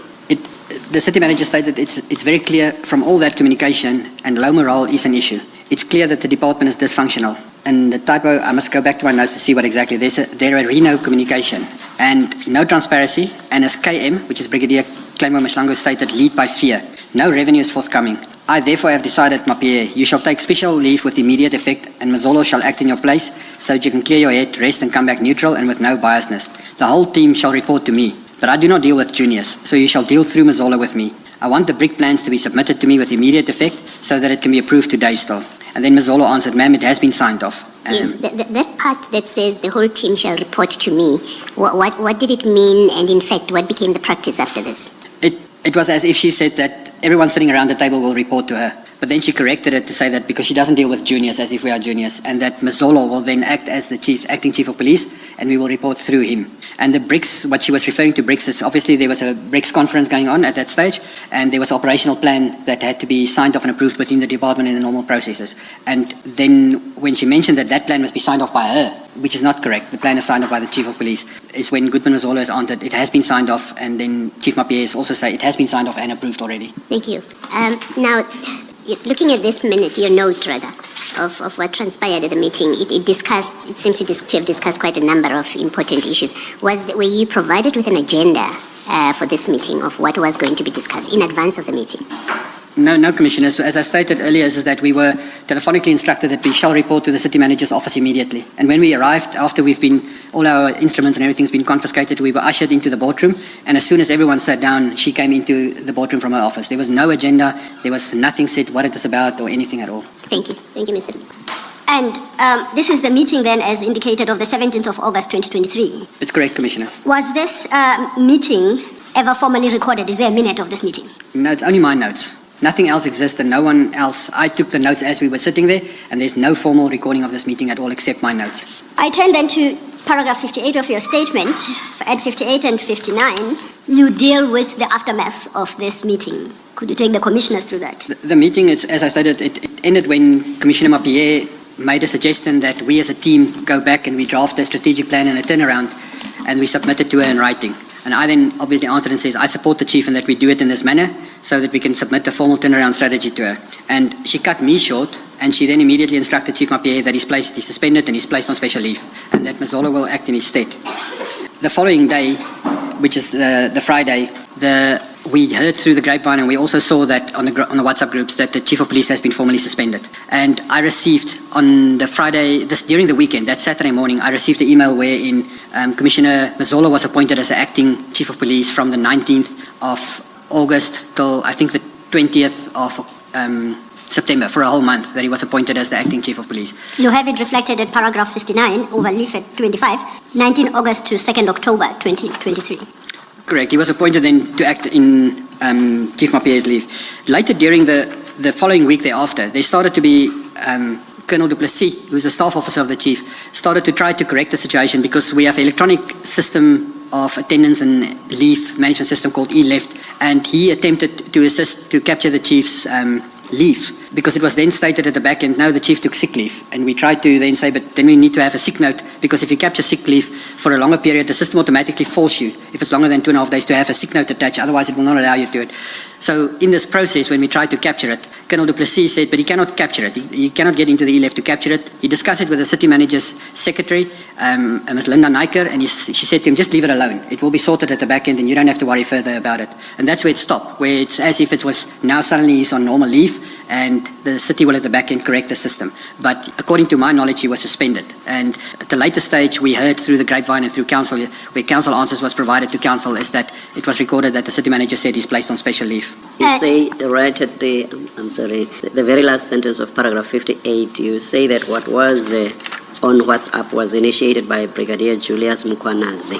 Did you yourself receive a WhatsApp text from Brigadier Mkhwanazi in this regard? No, Commissioner, I'm not part of that operational groups, but my staff actually came to me and they showed me this WhatsApps to say, have you seen this rumors going around? And my answer to them was, ignore the rumors and stay off the chats. Don't get involved in these chats. Thank you. Thank you, Chair. You reference for record purposes RS 24 at page 109 of your annexed file, and that you say is the letter appointing Commissioner Mzolo to act for the period 19 August 2023 to 2nd October 2023 as the Chief of Police of EMPD. That's correct. It's on page 109, the acting letter. So effectively, based on your testimony and the letter of appointment to Commissioner Mzolo, at this juncture, following this meeting, the chief was placed on special leave for a period of about 6 weeks. Correct, Commissioner. And the basis is as articulated by the city manager, based on your note, which is that he's being placed on special leave with immediate effect, and Mzolo shall act in your place so that you can clear your head, rest, and come back neutral and with no biasness, as reflected in page 108. Correct, Commissioner. That's an illness that required him to be on special leave for 6 weeks. According to the city manager, yes. Thank you. From paragraph 60, you move on to a different issue. No, before I do so, can I refer us to page 110? This is following the letter of appointment for Commissioner Mzolo to act as Chief of Police. At 110, it's application for leave of absence. Can you talk us through this document that you have attached? This is a paper process application for leave of absence. So there's two methods. The one is the electronic method, and then if you don't have access to electronic method, you can also do a paper manual process. This is the normal approved application for leave. On the top left portion is the Chief of Police details, Mapie Isaac Jabulani, and then his employee number, and then his signature, and its date of application is 18/8/2023, and then it states from and to, and then the dates is 23/08/19 to 23/10/02, which is 30 days. And at the bottom, it is under special point 5, it's listed as special leave, and it just say other, and there's a cross made there. And then at D, at the approved portion is a tick mark, the signature of the city manager, and then a handwritten date of 18/3/2023. So a reading of this document would suggest that, because I see it's got space under A, personal particulars, for signature by the affected employee, right? Correct. And based on what we have previously seen, that looks like Chief Mapiea's signature. Correct, Commissioner. So this document would suggest that Chief Mapiea actually on the 18th of March 2023, a day after the meeting, he personally applied for leave of absence for a period of 30 working days. This is what this document indicates, even though at the leave period, there are mistakes there, because we work in terms of work days. The 19th was a Saturday, and the 20th was a Saturday, so the leave officially would have actually started on Monday, the 21st. And I don't know the exact date of the 2nd, but leave would normally be work days. It won't be weekends because of your employment contract. Ms. Sildo, you said March, it was August. August, yes. Thank you, Chair. It was August 08, that's correct. So the correction that the Chair makes is that the meeting was held on the 17th of August, 2023. Correct. This application for leave of absence is dated, at least it's signed, by the supervisor. And who is the supervisor in this case? It is the city manager, Mkhwanazi. So the city manager signs it on the 18th, the next day, on the 8th. That is what this letter states, yes. And you confirm that a reading of this document would suggest that the chief of police, on his own volition, applied for leave of absence. That is what this letter would purport, is that the chief signed the letter to apply for leave. If the chief did not, if you do know, did not need leave, did not want to go on leave, do you have an idea why he signed this document? Out of fear and out of retribution. The city manager directly reports to the city manager, and she's actually chasing him away and forces him to sign this. And do you know who determined that 30 days is the period for which he shall be on leave? Does the chief complete this form? Does it come to him completed? How normally does it happen? This letter was typed and completed on behalf of him. By? With all respect to the chief himself, he doesn't really use a computer, and he doesn't have access to this form, so this form has been completed on behalf of him by someone, I don't know who, and it was then just submitted to him for signature. All he had to do then was append his signature to a document that has already been completed. Correct. And he did go on this leave for that period from the 18th of Correct, August. he was away from the office for that period, and Commissioner Mazola was acting as the chief of police in that period. Okay. And Commissioner, this would have been paid leave, Correct, Commissioners. where it is given to him by the city manager who decided he must take leave, and then he sits at home and he gets paid for it, even though he didn't ask for leave. Correct, Commissioner. Thank you. Thank you, Commissioner Baloyi. Okay, we then move to the next issue from paragraph 60 of your statement at page 25. And you deal here with communication from a certain quote-unquote biki. Can you deal with that communication? Thank you. I can, Commissioners, but I must apologize upfront if I pronounce it in a Malungu manner, because it's... Not even I can take chances there, because I don't know what language this is. This was on a weekend. I did receive on that Sunday evening an email from an email address, which is biki, me. And this email was sent to Jeff Weeks at 24.com, and I was just a CC recipient in this, and it was, the CC recipients was Lynette Kasheka, Tolani and Nisa, Imogen Mkhwanazi, myself, Chief Mapie, and Kemi Bihari as the head. And then there was a title in this email of favoritism, corruption, and I ignored that email completely. It came in on a Sunday, and I looked at it, and I just ignored it. I didn't touch anything or work with it. The same sender sent in on the September of 2nd, 2023 at 15:14 to the same group of people, but this time they added a person with the name of Vukile Mlongwana with a list of attachments. Before we move on to the other annexure where now Vukile Mlongwana is added, can we deal with the actual email that you received? And that is RS25, appearing at page 111 of the annexure file. Correct, Commissioners. On page 111, it's an email which is dated 20 August 2023, 20:43 in the evening. The list of people that I've already mentioned. Yes. And then the email states, "Hi Jeff, I am reporting on the basis of anonymity. Some time ago, you reported a very serious incident to one of our colleagues about one security firm called Cat VIP. The incident took place some time ago earlier on during the year. My understanding is that a certain law firm was appointed to oversee the matter by charging Julius Mkhwanazi. According to a document in my possession, Julius Mkhwanazi was charged and his hearing was supposed to sit sometime in July this year. However, this did not happen. And as such, Julius Mkhwanazi has since not faced a disciplinary hearing. I suspect that the law firm that was appointed could have received something in return. Please report this to the media and shame the municipality for protecting corrupt officials. Please be careful, however, because Julius is highly connected with Nhlanhla, who is also a suspect in the murder of Dukaran Barbita, together with the CFO. My case of unfair labor practice has also not been solved by Ekurhuleni. Please follow up on this, as we need people like you to clamp down on corruption. I am told from reliable sources that Imogen Mkhwanazi, who is the city manager, is the one who is protecting Julius Mkhwanazi. And as you correctly point out, it does indicate that you were one of the recipients. As at the 20th of August, you said you ignored this email, but as at the 20th of August and since then, were you able to establish the identity of the sender of this email? Because this person speaks of an unfair labor, his own unfair labor practice has also not been resolved, has also not been solved by Ekurhuleni. So am I reading it correctly to interpret it to mean that this is somebody who was either an employee of or is, at the time of writing this email, an employee of the city, whether EMPD or other department? I do not know the author or the sender of this, and just by referencing unfair labor practice, there's more than 24,000 employees who could have unfair labor practice there. It is not known. I must indicate that there's a Bihari appointed a company with a forensic firm. Before we get there, so my question was, you never got to establish the identity of this person? To date, it's not known who this is. Even I don't know where it comes from. Okay, you had already started dealing with almost like the same email. You said this time it included Vukile Mlungwana. You deal with that at paragraph 61 of your statement, and you attach another email of a later date of the 2nd of September 2023 as RS 26 starting at 112. And you wanted to speak to this particular email. Correct. This email, it's very similar. I don't know who this Vukile Mlungwana is. Even to date, I don't know who it is, but it was added to the email. It's the only difference between the two. And then there was a much longer explanation of it. And I don't know if I must read it into record as well. No, it's not necessary. Thank you. It's a much longer email which now included names of law firm Madlanga. It included Henny Erasmus, who is the one who compiled the report, Kasheka that signed and authorized. So explain the problem. And then it goes further to say Kemi Bihari did not call Madlanga an advocate. So he adds a lot of stories and a lot of background about judgments. And at the last paragraph, he ends up to say that the Labour Court, Imogen Mashasi, was found guilty of contempt of court for protecting an employee who was dismissed.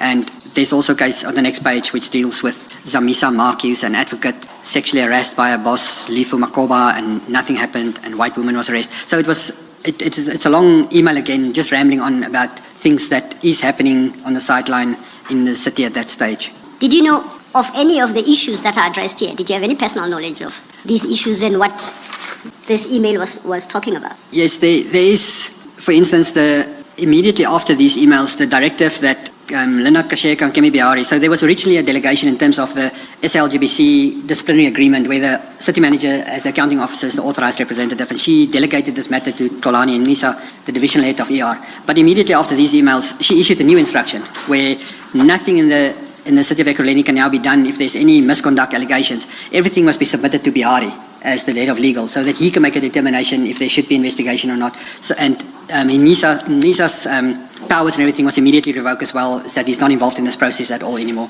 even though that has been the standard and how it's been dealt with for history. The other people that they mention, I know about it in the sense that there's rumors that run in the department. So I definitely heard that Advocate Markey there was complaints about sexual harassment. I know about that. I know that there's other officers that have been harassed and that. So I know about the rumors, but I don't have the direct facts about all of them. Thank you for that. You move then to paragraph 62, from paragraph 62 and 63. There you deal with the IPID negative recommendation, and I think we've dealt with this recommendation by IPID before when we were dealing with IPID matters. You recall that? Correct, Commissioners. It is where IPID, after their initial investigation into the so-called blue light saga and the registration of the vehicles, they've concluded their initial investigation and they issued what we call a negative recommendation. IPID, every case that IPID investigate, they will issue one, either positive recommendation or negative. A positive recommendation is good for us as municipal police. It means the officer has done his work correctly and they don't find any wrongdoing. A negative recommendation is when they found something and we as a city must do something depending on what they recommended. So that was then, and it was part of this it was part of that attached to it, where someone has got access to it. And I stated earlier in my testimony as well as this negative recommendation was actually served on the then mayor in Godwana, and nothing has been done with this, and this is where the matter is. So I know that this was served and nothing was done with this matter at all, and no feedback was given to IPID at all.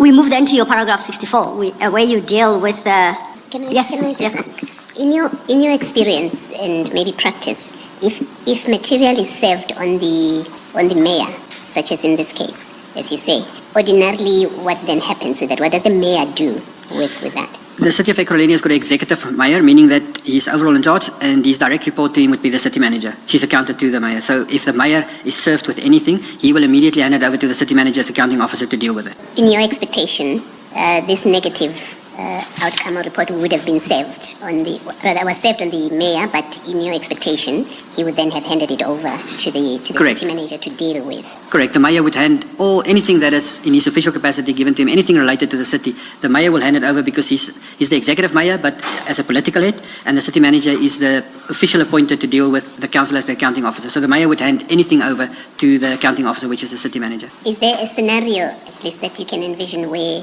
the mayor the councillor may well, rather the city manager in fact, may well say, I never received this from the mayor. I don't know anything about this IPID negative report or negative outcome. But based on it's possible that you can try to infer it, but this negative recommendation eventually makes its way into even the legal department with Bihari, and it makes its way to the HR, HOD. So the mayor itself wouldn't deal with the lower levels. The only way it could get there is through the city manager to the heads of Department of Legal and Human Resources. Thank you. Thank you, Mr.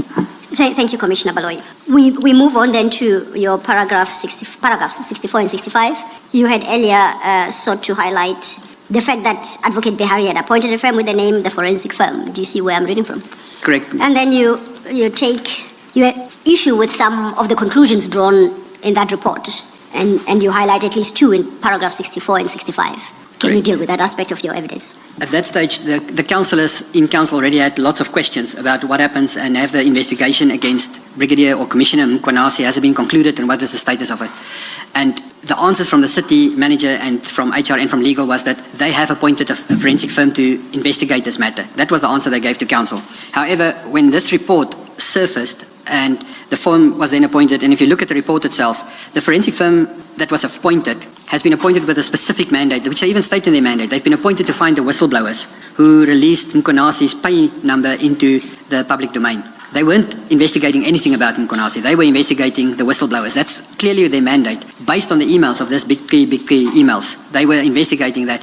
In their report, as you go through it, they even state that they accessed our emails at the back end, which is obviously possible if you have, it's official email, so they can have access to my history of my emails.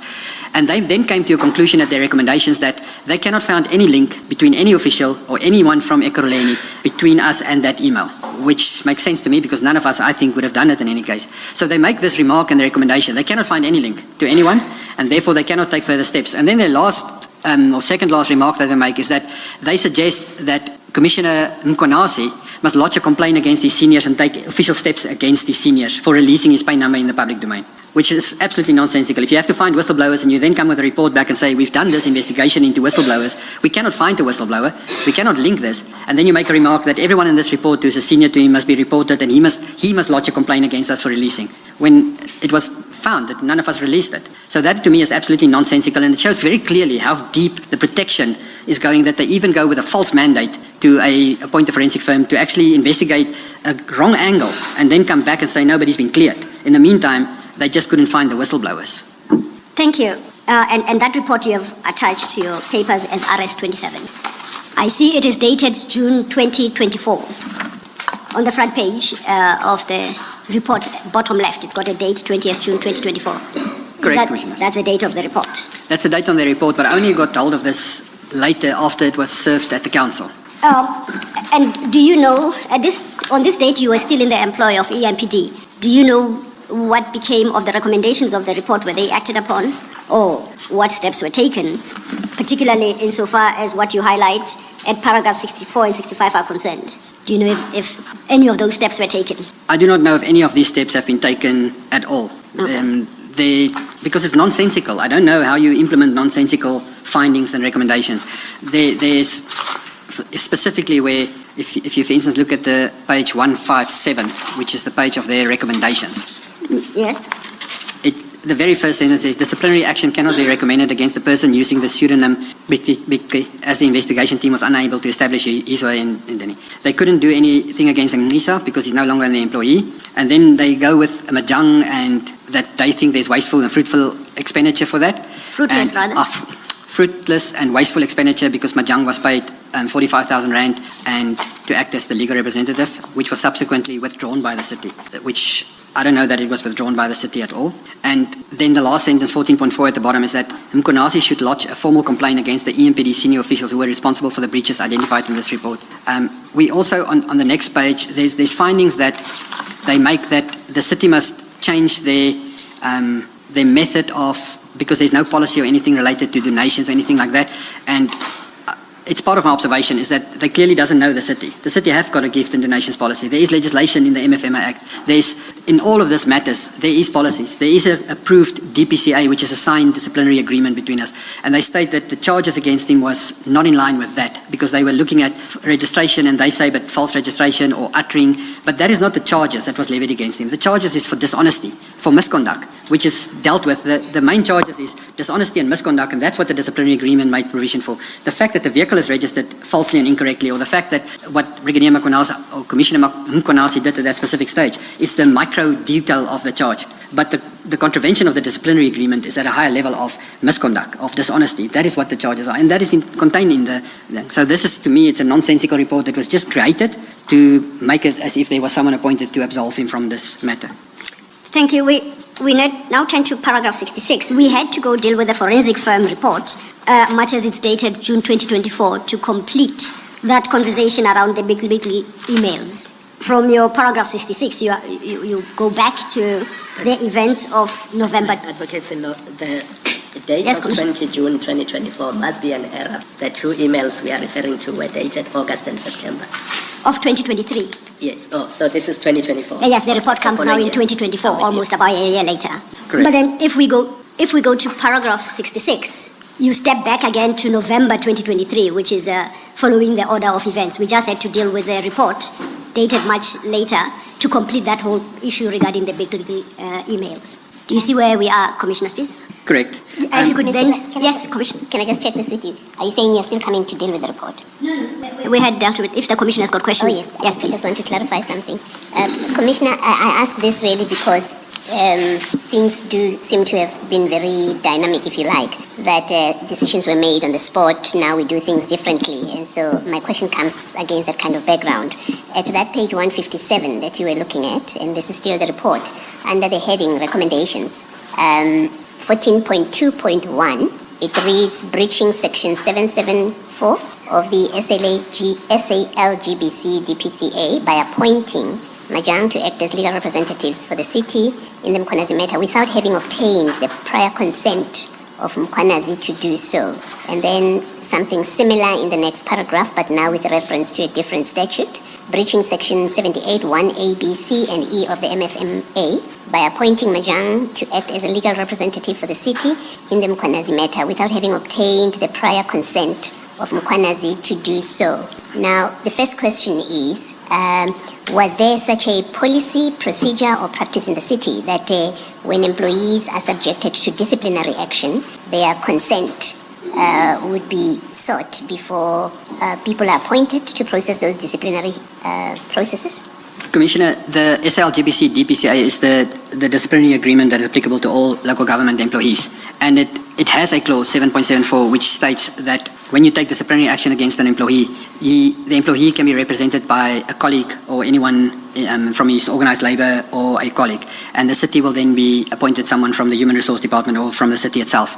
And then there is a clause that states that, however, if the city decides to appoint outside lawyers firm, then it shall consult with the employee. It is there as a clause. However, in the history of the city, it has in the past always been that when matters are of a forensic nature or a complicated nature that cannot be dealt with by internal employees because of the nature of the case, then outside lawyers firms, which is on a panel and appointed, will be selected and they will then be appointed. So up to that date, it's always been that if it's a complicated matter, then it will be outside presiding officers and that. And the word consult does not mean ask permission. It means the word of consult. So consult in this case was most probably, and maybe Mr. Nhlanhla can answer that better because he's the one who actually did it. But from my experience, always when there was a complicated matter which involved highly technical or forensic matters, it was presiding and presenting officers only were appointed from outside and not from inside. Thank you, Commissioner. Thank you, Mr. Thanks, Commissioner Baloyi. Just for the record, Mr. Nhlanhla is the next witness, and he will go into in more detail around these labor and HR-related matters. Thank you. Commissioner Spies, we're now at paragraph 66, and we are back to the date of around November 2023. If you could just briefly deal with the contents of 66 and 67. In the early May, because I'm the Deputy Chief Auxiliary and Support Services and HR falls under me, in the beginning of May, I issued a memorandum to the Chief of Police to state that Commissioner Mazolo's fixed-term contract will end November 2023, and we must initiate a process to start with HR to fill the position because it takes long to fill positions. And I informed the Chief of Police. Subsequently, the Chief of Police sent that same through to HR to start the process. In the middle of that period, here by August, September, I don't know the exact date there was an attempt from HR to extend Commissioner Mazolo's contract from 30 November 23 when it would end. They attempted to extend his contract for a longer period, which the Chief of Police then issued a letter to them saying he objected to that and they should proceed with the process to fill it. And then suddenly, the first week of December, Brigadier Mkhwanazi was appointed as the Deputy Chief of Police, Deputy Commissioner in the place of Mr. Mazolo, who then retired and went on pension and wasn't employed anymore. This is very strange, and the reason I say it's very strange is that the Chief of Police, in terms of Section 64, can appoint you and confer the rank upon you. In my whole career, and I've been in every single rank from constable right up to where I'm now, every time when I've been promoted, the Chief of Police, together with the deputies, would confer the rank. It's a small, intimate ceremony where the Chief will actually take off. On the one side, the Chief will take off your rank insignia and then place the new rank insignia on top of, and then on the other side, the other deputies would do it, and if the Chief alone there. So this conferment of rank is a formal ceremony where there's then a picture stake and it's released, a media release, and everything is done. This was never done. I, as a Deputy Chief, Senior Deputy Chief by then, because I'm already in that post, we saw and heard Commissioner Mkhwanazi when we see pictures of him and when we see on roadblocks and that. And it is something which, and I don't know if I should mention it, about the way he wears his ranks, which it's a joke in the fraternity. Before you do so, you state at paragraph 67, you have testified to the fact that the Chief of Police, in this instance Chief Mapiaye, did not confer on him as a standard protocol. Correct. The ranks. Correct. Then you say, Brigadier Mkhwanazi reportedly went directly to the stores to obtain his new rank insignia himself. Well, correct. Can you talk to that? The process normally would be, because I'm in charge of the stores as well, so if there's any conferment of rank, the Chief of Police will contact me directly, or his staff officer, Colonel Du Plessis, will contact me and says, we're going to do a ceremony tomorrow morning at 9 o'clock. Can you please arrange that the following 15 people were appointed? Can you please make sure that the stores make provision of the ranks? Because it's not only the insignia, it's insignia, georgettes, and a cap, because as you go high in the rank, your rank is depicted on the peak of your cap as well. So the Chief's office would then notify me to say there's going to be a conferment ceremony the next morning at 9 o'clock, and can you please make sure that the stores pack the ranks and everything together already? And I would then instruct the stores, bring it to my office, and then I would go the next morning to the conferment ceremony and I will bring the actual rank. Sometimes I get surprised where we're already in the meeting and the Chief would say, can we please arrange it immediately because there isn't other time? But I will then contact the stores and say, bring the ranks and everything to me now. And we will then have this conferment ceremony. However, with him it didn't happen that way. He went directly to the stores and he forcefully told the staff, who's clerks, here's my appointment letter, I've been appointed, give me my ranks. He hasn't gone through the conferment process at all. And you did make the point earlier that to date he wears his uniform insignia incorrectly. Correct. You and us have had that conversation and you have tried to explain. And it's been quite a long process to understand. So perhaps to assist the commissioners and spare them the torture, we have obtained pictures that are publicly available. We're going to put up the picture of Chief Mapiaye with his ranks. So if you could talk us through the insignia and the ranks. Correct, Commissioners. And confirm whether Chief Mapiaye is wearing his correctly. And if they are correct, what must face wear? The rank insignia on Commissioner Mapiaye's shoulders is indicating, for instance, two what we will call castles, but it is to align it with what the South African Police Service and Defence Force use. But it is a laurel leaves, and he wears 3 of those to donate his rank as the Chief of Police. And then he's got 2 swords and a sheath on the edge of the rank. So that sword must always point to the front. And the reason for that, there's symbolic behind it. There's even a government gazette that actually explains the depiction of this rank and what it looks like. That sword must show to the front because you are defending and attacking crime and defending yourself. If it shows to the back, it means you're a backstabber. That is what the rank is, that what we think immediately. If I look at General Masamola as the National Police Commissioner and he wears his rank wrong way around, in my mind I will immediately think, but it will never happen. It's when you are at that rank level, in the SAPs it will be Major General, in the Defence Force it will be Brigadier General, but Major General, Lieutenant General, and then General. Your swords will always show to the front. And so there is a left and a right side if you put uniform on. It's like a left and a right shoe. And when you assemble your uniform, that's the first thing you look at, is to your swords must go to the front because you are attacking crime and you are defending yourself. And when it goes to the back, you swap it around and you become a backstabber. Okay, now we understand. And I guess the commissioners can assume for the moment that you wear yours the same way as Chief Mapie. I have a picture of me in uniform, or I can appear in uniform tomorrow morning. Okay, we understand how they ought to be worn. Now, we found 2 random pictures of Brigadier Mkhwanazi with his. And if then you can contrast that with what we've come to understand based on your testimony. We'll just put them up quickly. Correct. The swords on the We're left. going to try and enlarge that picture. Yeah, it's correct. It's swapped the wrong way around. And it's actually embarrassment, especially for me. I'm a 43-year career policeman working in this environment. At every forum, my current chief actually refers, every time when she sits next to him at meetings, she informs him, swap your rank around, it's wrong. You're wearing it the wrong way. So he's been reprimanded by the other chiefs to say, fix your rank. It's an embarrassment. And it just is wrong the whole time. He doesn't know which side must go to which side. So, Can we firstly not firstly, can we just confirm that is Brigadier Mkhwanazi? Let's not take it for granted that the rest of us. Indeed, so. It's Deputy Commissioner Mkhwanazi. Deputy Commissioner, I do apologize. Yes, a brigadier rank will have a castle and 3 stars. That rank is a Deputy Commissioner rank. Thank you, Mr. Thank you, Commissioner. Is it correct to assume that the process of conferring the rank requires the Chief of Police to attach to the uniform the actual insignia and georgette, as you call them? Correct, Commissioners. And from that, you get to learn that this is how they are to be worn. Correct. And we know the sword is facing backwards, you say, and that's not how it's supposed to be worn. From Chief Mapie, they appear to be facing forward. Correct. It should be, he's wearing the epaulets on the wrong shoulders. That's why it turns around, because it's a mirror image of one another. If he swaps it around, the swords will show to the front. Now, next to the swords, what is it? You call it the insignia, the tool? It's 2 castles. Yes. And a sword. That denotes the level of a general. So if it's Major General in the South African Police Service, it's 2 castles and a sword and a sheath. With us, it's a Deputy Municipal Police Commissioner with 2 castles and a sword and a sheath. The Chief himself will then have 3 castles and a sword and a sheath. Because in terms of equivalence in ranking with the South African Police Service, the Chief of Police is equivalent to like a Lieutenant General because he reports operationally to the National Police Commissioner, the similar as Provincial Police Commissioners and Lieutenant Generals, who are wearing then 3 castles and a sword and a sheath. Okay, we have dealt with the sword and the sheath, is it you call? Yeah, there's like a little baton. Yes. Now, you reference the castles. Are they facing the right way here in the picture that we see?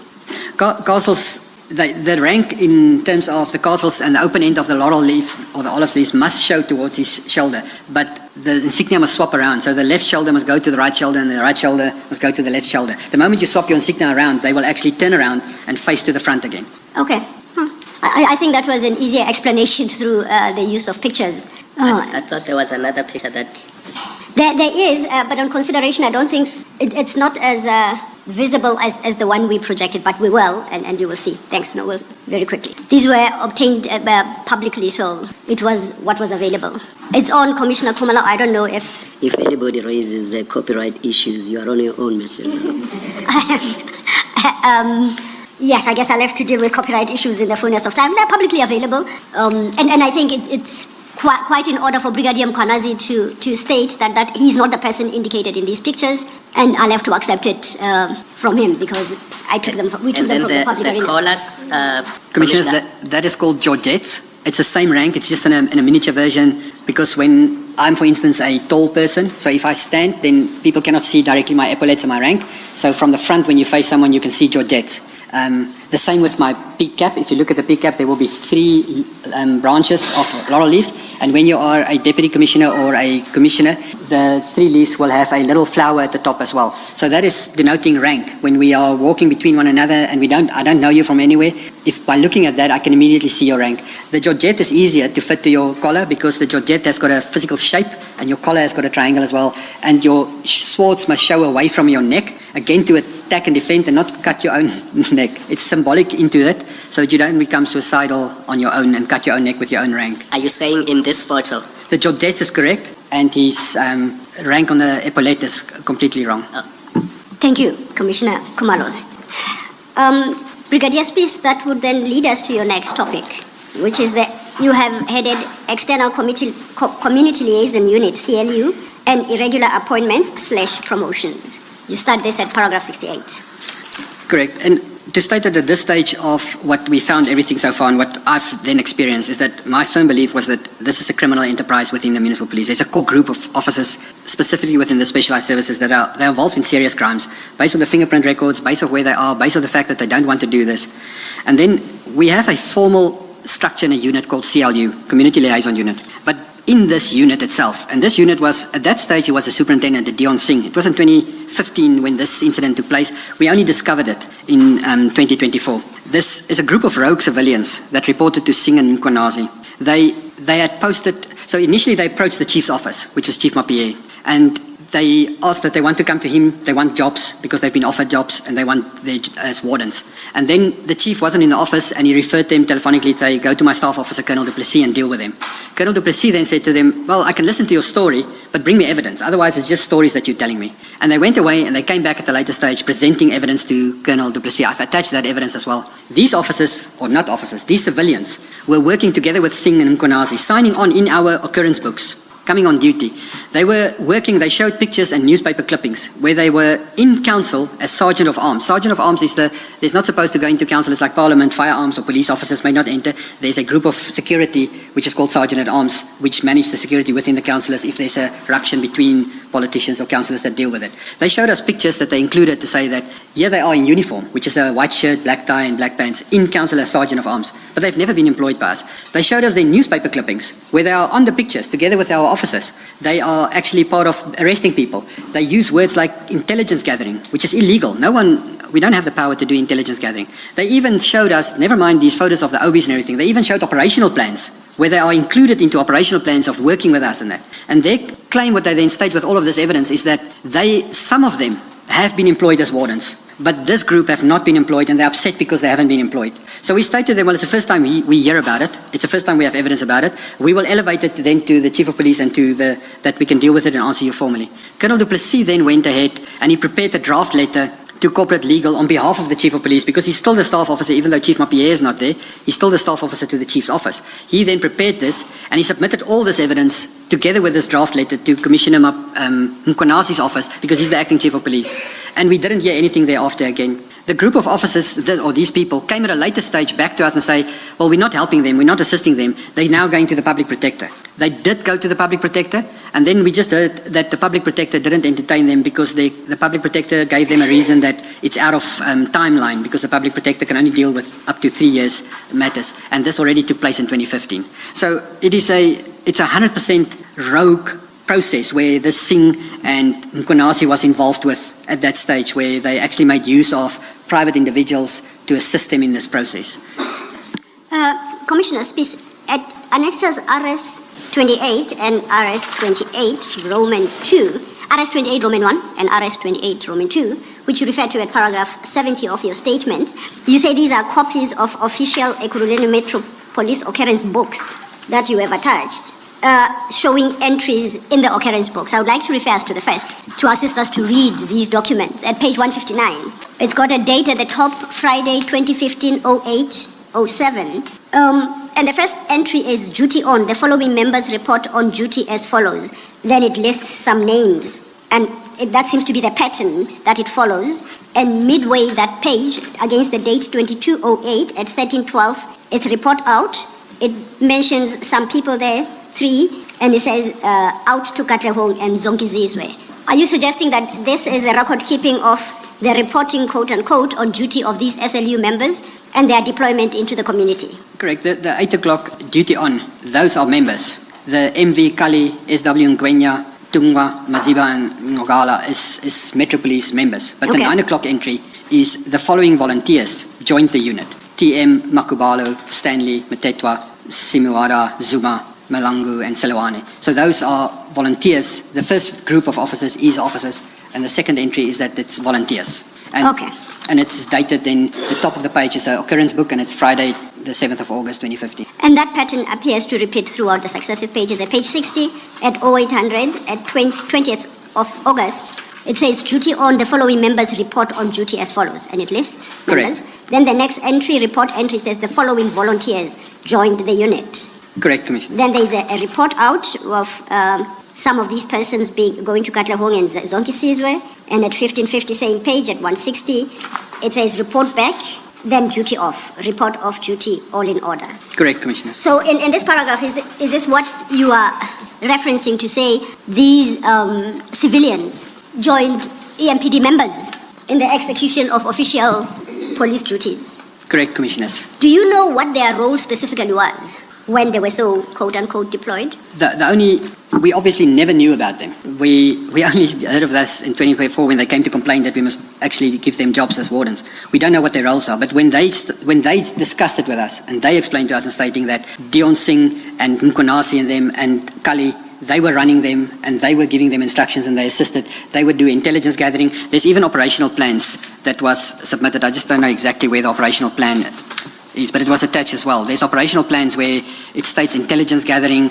It is photos where they were working as next to officers where there's arrest in the newspapers. It says people were arrested for drug dealing, people were arrested for crimes that was committed, and they show us pictures of newspapers where they were in newspapers and that. So they had no formal function. There's no way. We don't even have a volunteer policy, which makes it more critical as well. Many years ago, we attempted the process of creating a program where we can appoint a reservist concept, similar as what the South African Police Service have reservists. And it was made clear by us, by the South African Legal Services, is that the South African Police Service Act does not make provision. We can actually start a reservist program. So we cannot have, at this moment in time, a reservist or volunteer municipal police services. We can have reservist traffic officers, or we can have reservist wardens, but we can never have a reservist municipal police officer because the Act doesn't make provision for it at all.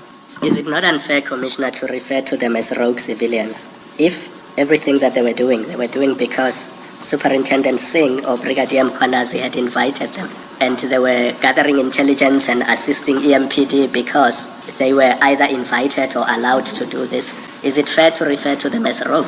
Commissioner, if a policeman do a criminal deed, in terms of the National Intelligence Act, there are only 3 intelligence agencies, which is SSA, military defense, or military intelligence and crime intelligence. No one else in this country may gather intelligence at all. Doesn't matter who you are. So even I as a police officer cannot gather intelligence. And if I go and I give instruction to a civilian to gather intelligence and I involved in that trade, I am rogue and everyone with me is also rogue. So maybe they are innocent rogue. I don't know if that's a concept that exists. Are they rogue by association then? They are definitely rogue by association. I don't think they were, maybe they were most probably extremely positive because they are volunteers and they are doing this to shine and they're going to be appointed eventually as officers. So from their perspective, I wouldn't blame them for what they're doing and thinking. But their actions, and I refer to them as rogue because they're not appointed, they don't have powers. They are being abused by these officers within our environment. Commissioner, do you know if or whether these people, these civilians, we received anything from the city, a stipend, some payments? They never received anything formally. Okay. And you said they wore uniforms. Sorry, Constable. You said they wore uniforms. Where did they get those? The uniform they wore in some of the newspaper clippings and photos was the Sergeant at Arms uniform, which is a white shirt, a black tie, black pants. Most probably they have it in their own cupboards. I don't know where they got it, but it's not that we issue the Sergeant of Arms with uniforms. They're not in the Metro Police. They report to the political speakers, the chief whippets, in that environment where they are protecting the council chambers. Why do you call their uniform Sergeant at Arms uniform? Are you suggesting it looks like that uniform, or it is specifically Sergeant at Arms uniform? And if so, where would they have obtained the EMPD Sergeant at Arms uniform, if you know? The Sergeant at Arms, the clipping as well, show them in the council chambers during a council meeting, and the newspaper article stated Sergeant at Arms. And the Sergeant at Arms dress code that they use is a white shirt, black tie, black pants when they are working in council itself during the council meetings. Now, for those members who are deployed as Sergeant at Arms formally within council area and offices, would they be wearing similar uniforms? Correct. The genuine Sergeant at Arms will wear that color uniform. You state at your paragraph 71 that in 2024 they approached Commissioner Mapie's office and Colonel Duplessis requested they submit their evidence. They complied, and Colonel Duplessis then drafted a letter to the head of legal, Bihari, on behalf of acting chief Julius Mkhwanazi, as Chief Mapie was suspended. The complaint and evidence was sent and received by Julius Mkhwanazi's office, but no action has been taken to date. So you don't have that evidence that you referenced there was not submitted to you. Correct, it wasn't submitted. When they approached Colonel Duplessis to provide the evidence to him, Colonel Duplessis phoned me and said to me, what must he do with this? Because the chief is suspended, he doesn't know what to do with this because it's a very serious complaint that, yes, officers that were working for us, but they're demanding that we appoint them.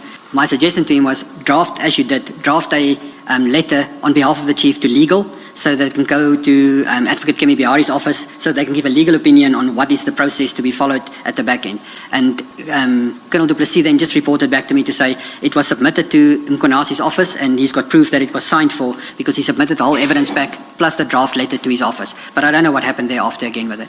So Brigadier Mkhwanazi is most likely the person to turn to assist us with Commissioner- what was submitted Commissioner by these Mkhwanazi. SCLUs. He's now Commissioner. Now, I do apologize, it's called Commissioner Mkhwanazi. Okay, we shall do so. Before we leave this topic, I see that the OBs seem to be dated, it's around 2015 and then 2017, is that correct? Correct, Commissioners. And according to you, these are irregularities within the EMPD, or the way? Correct, Commissioner. In our official, the occurrence book is an extremely official book. It is, it's the heartbeat of any police station, any unit. Anything that takes place, anything that happens must be recorded in an OB. Okay. Irrespective of which police station you are. So OB reflects the heartbeat. It's what's happened at that specific unit or that, and it's numbered and it's serialized. And civilians will not sign on and off in our official books. So the fact that they sign on there, it makes it as if it's a formal appointed and it's a correct procedure, everything. Now, if you say this is irregular and it seems to have spanned at least 2015, 2017, that way you have given, and now in terms of paragraph 71, we know that they approached the office of Commissioner Mapiyeye in as late as 2024, and you call this or their engagement irregular. Are there any other irregularities that you are aware over your 33-year service at Ekurhuleni, particularly in your last post as Commissioner, I think, is it Auxiliary Services? And Commissioner, in this same, and this is now long after it, but in the same period, 2015, when this took place, a very strange incident took place where our fleet manager, Chris Stein, he has been mentioned already, he contacted me one day and he said to me, on the vehicle tracking systems that we have, one of our vehicles is at the Botswana gate at Gaborone. Do I know about it and what must he do about it? And I'm like, dude, it's not possible. Our cars can't clear in Botswana. Switch the vehicle off. So there's a remote capability where you can switch the vehicle off. So I instructed Chris, I said, Chris, we'll get to it, switch the vehicle off and start the recovery process to actually get a breakdown and go fetch our vehicle. It must be a stolen vehicle. We cannot have Ekurhuleni police vehicles at Botswana gate. If it happens, it has happened in the past that we went to other countries, for instance to Swaziland, but then it's a formal approved by council process where it's a conference or something that we go with vehicles to it. And Chris then said, okay, we'll switch the vehicle off. He phoned me back about an hour later and he says he's in big trouble now. I said, why? He said he was just now phoned by the then Chief of Police that he must switch this vehicle on and this vehicle will turn around and come back to us and we must leave this vehicle alone. He has sent the officer and the officer is on official business. So we never discovered why and what happened, but there was question marks about this whole process of why did the car go, one of our vehicles go to Botswana and it came back. We never even know if it went through the border or not. We just know that this incident happened where I instructed, switch the vehicle off and recover it.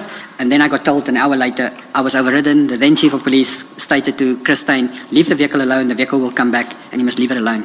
So it's strange incidents like that took place that makes it. There's even other incidents when Chief Robert McBride was our Chief of Police, he phoned me one Friday afternoon and he said to me, I must immediately look at the registration number because he is driving in his private vehicle on the R59 and he just went into the Free State and one of our vehicles is driving in front of him. He wants to know what the vehicle is doing there. So what then happened was that he was on his way to another, so we looked at the vehicle and also this vehicle went to Paris in the Free State. And the Saturday afternoon, the vehicle a breakdown unit was sent from us to the vehicle where he's standing in Paris. And we actually fetched the vehicle and collected and bring it back. This vehicle was assigned to Vosloorus police station, to our precinct.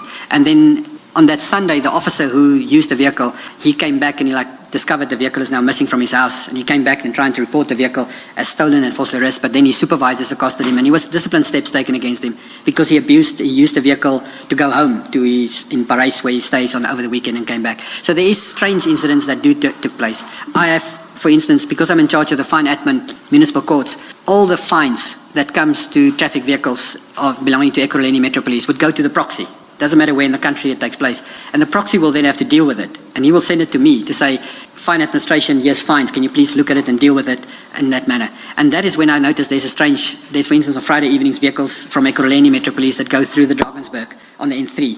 and then they get speed fines because the Drakensberg area, as you go through it, is notorious for being speed fines. We even had speed fines at the Toitskloof Tunnel, which is close to Cape Town. So there was a general misuse and abuse of vehicles when we don't know where vehicles are traveling in the country, and that's why tracking systems and everything was installed into vehicles to make sure that we know where our vehicles are. So there is strange things that has happened in all the years there. Now, I'm particularly interested in this either attempt or actual crossover into another country, Botswana, the incident that you referenced. Would there be an official record of that incident where the vehicle actually is recorded as having crossed the border into Botswana, if that record were to be sought? Not with us, but it could be that Customs or SARS will actually have records of cross-border crossings, but this already happened in 2015. So no, I'm saying on the system, would the system be able to track that vehicle? You said that you ordered that the tracking system be shut down and therefore it's not able to move. I don't think, Commissioners, it will be possible anymore because the city of Ekurhuleni changed like every 2 years their tracking companies, and this already happened in 2015. Yes. It is too late to track it, but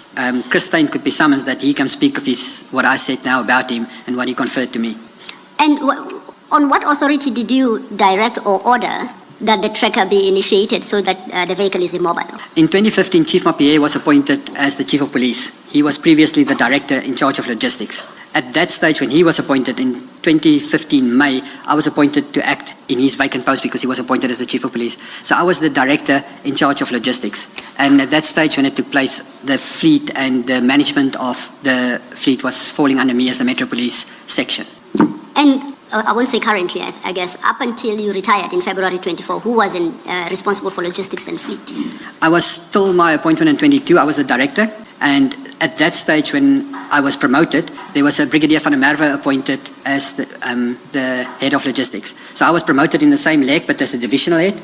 And then my position that went vacant and the logistics position that went vacant where I was acting in, Brigadier van der Merwe was appointed in that position. So if the Commission would like to pursue this matter, it's Brigadier van der Merwe and Christine that perhaps the Commission should consider having a conversation with. Correct. Thank you. You said, Commissioner, you do undertake official trips to other countries, and you gave the example of Eswatini. In those instances, that is the official instances, what entries, if any, are made in the EMPD records? Commissioner, what will happen is when we went to, at that stage it was still Swaziland, but Eswatini now. When we went there, it was as a group officially invited by the Royal Swazi Police to come and do a presentation to them on municipal policing, because they were looking at the same concepts of introducing it as well. And we had to obtain council approval. So there was a council council approval because we would be outside our area of jurisdiction. But the decision was made that we would use the majority of the senior officers get travel allowance vehicles, so we use private vehicles. So the travel to Swaziland or Eswatini at that stage was done with my private vehicle. I traveled with it. I was a driver. Chief McBride and Deputy Chief Ash Budu was then together with me in my vehicle, and we had one other vehicle as well, which was a private vehicle that we used to travel to it. But the council resolve, and the council gives you permission to actually go to attend to this formal function and conference in the other country. It's the only time that it happened officially that we went to one of our neighboring countries. Obviously when we go to any other country, we would use flights to get to those countries to have that, and there won't be travel or anything like that or vehicles involved. Thank you. Commissioner, as at the time before you retired, was the policy of the city that vehicles must have a tracker?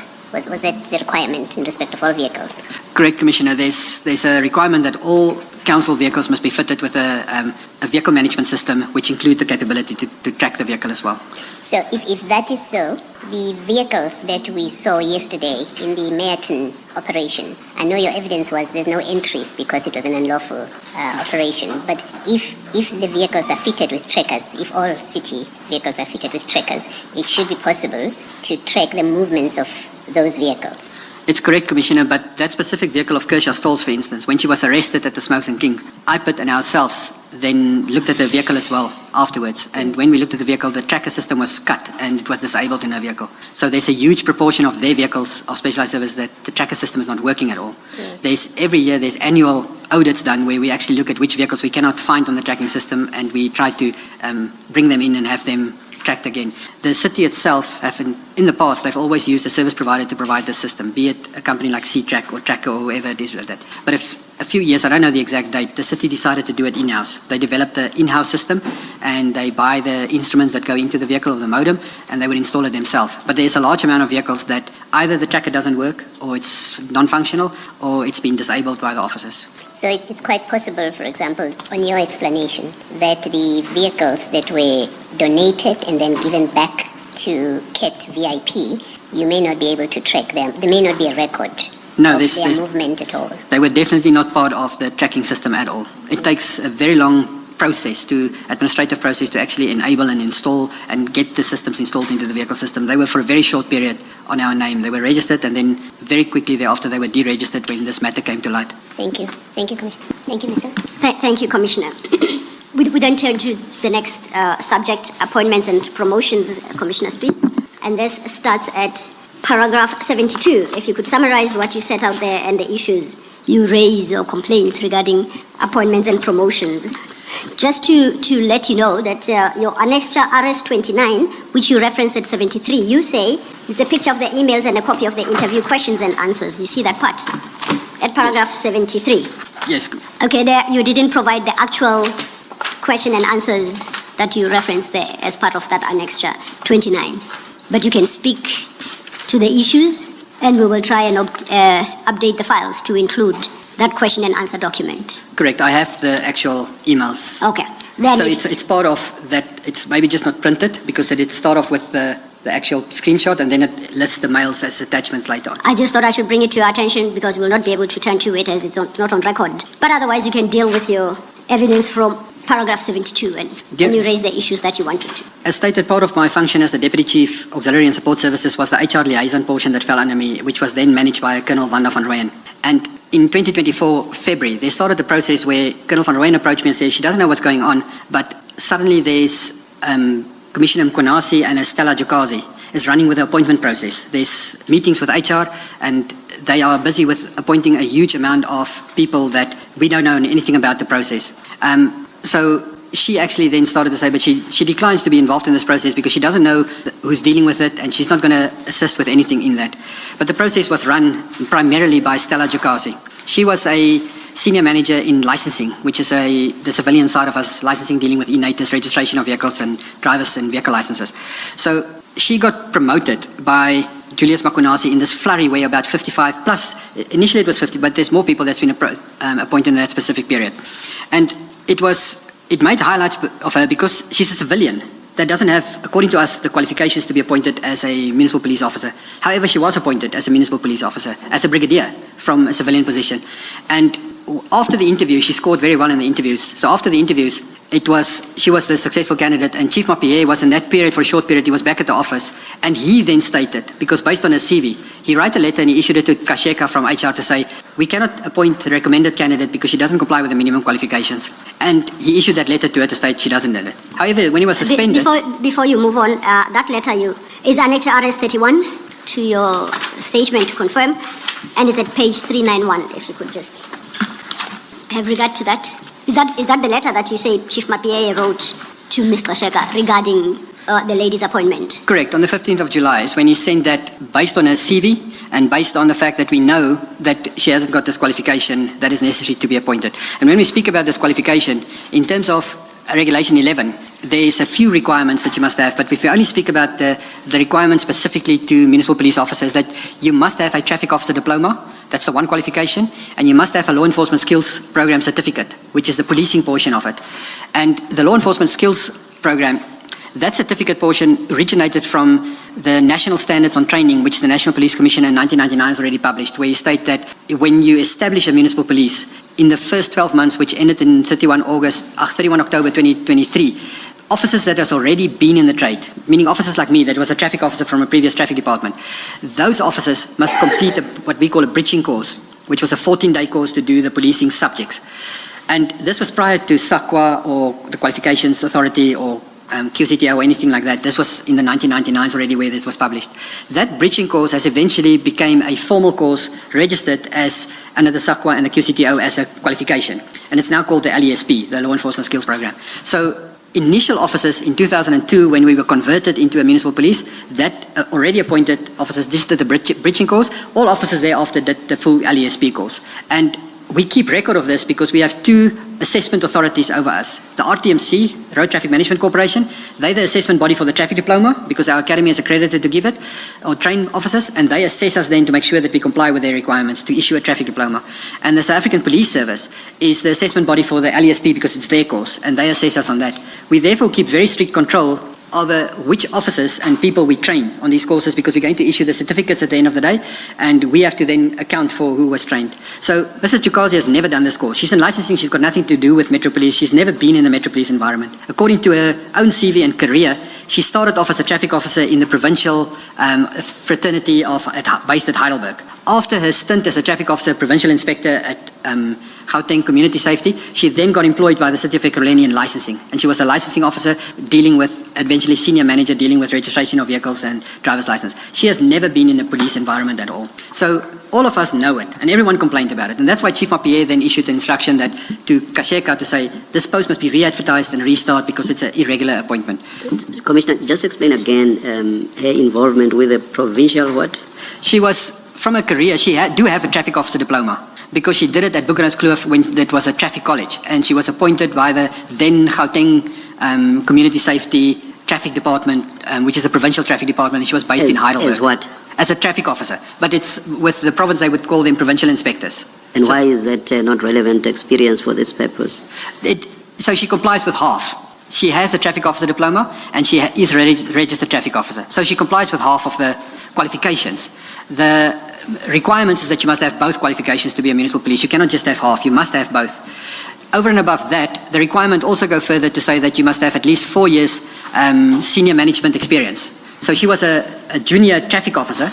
There's no experience there in the 2000s, 2002, and then her whole career thereafter was in licensing. So she doesn't have any experience in any municipal police department in law enforcement at a management level at all. But it goes about the qualification. She's unqualified.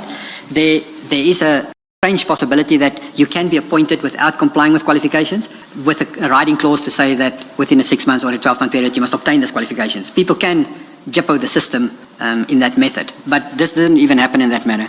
The experience requirement, was that in the advert? That was in the advert.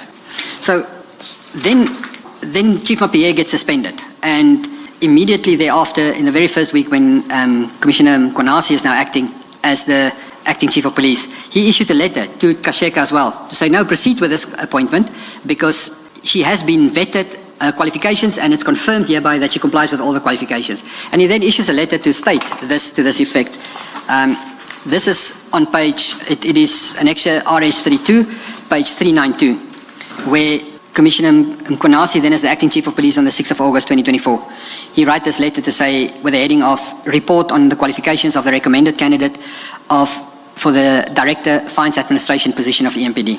And this position, Fines Administration Director, this is my previous position before I was, from 2015, I was appointed in this, from 2011, December, I was appointed in this position until 1 August 2022. This is my vacant post. When I was promoted, she actually got appointed in my vacant post.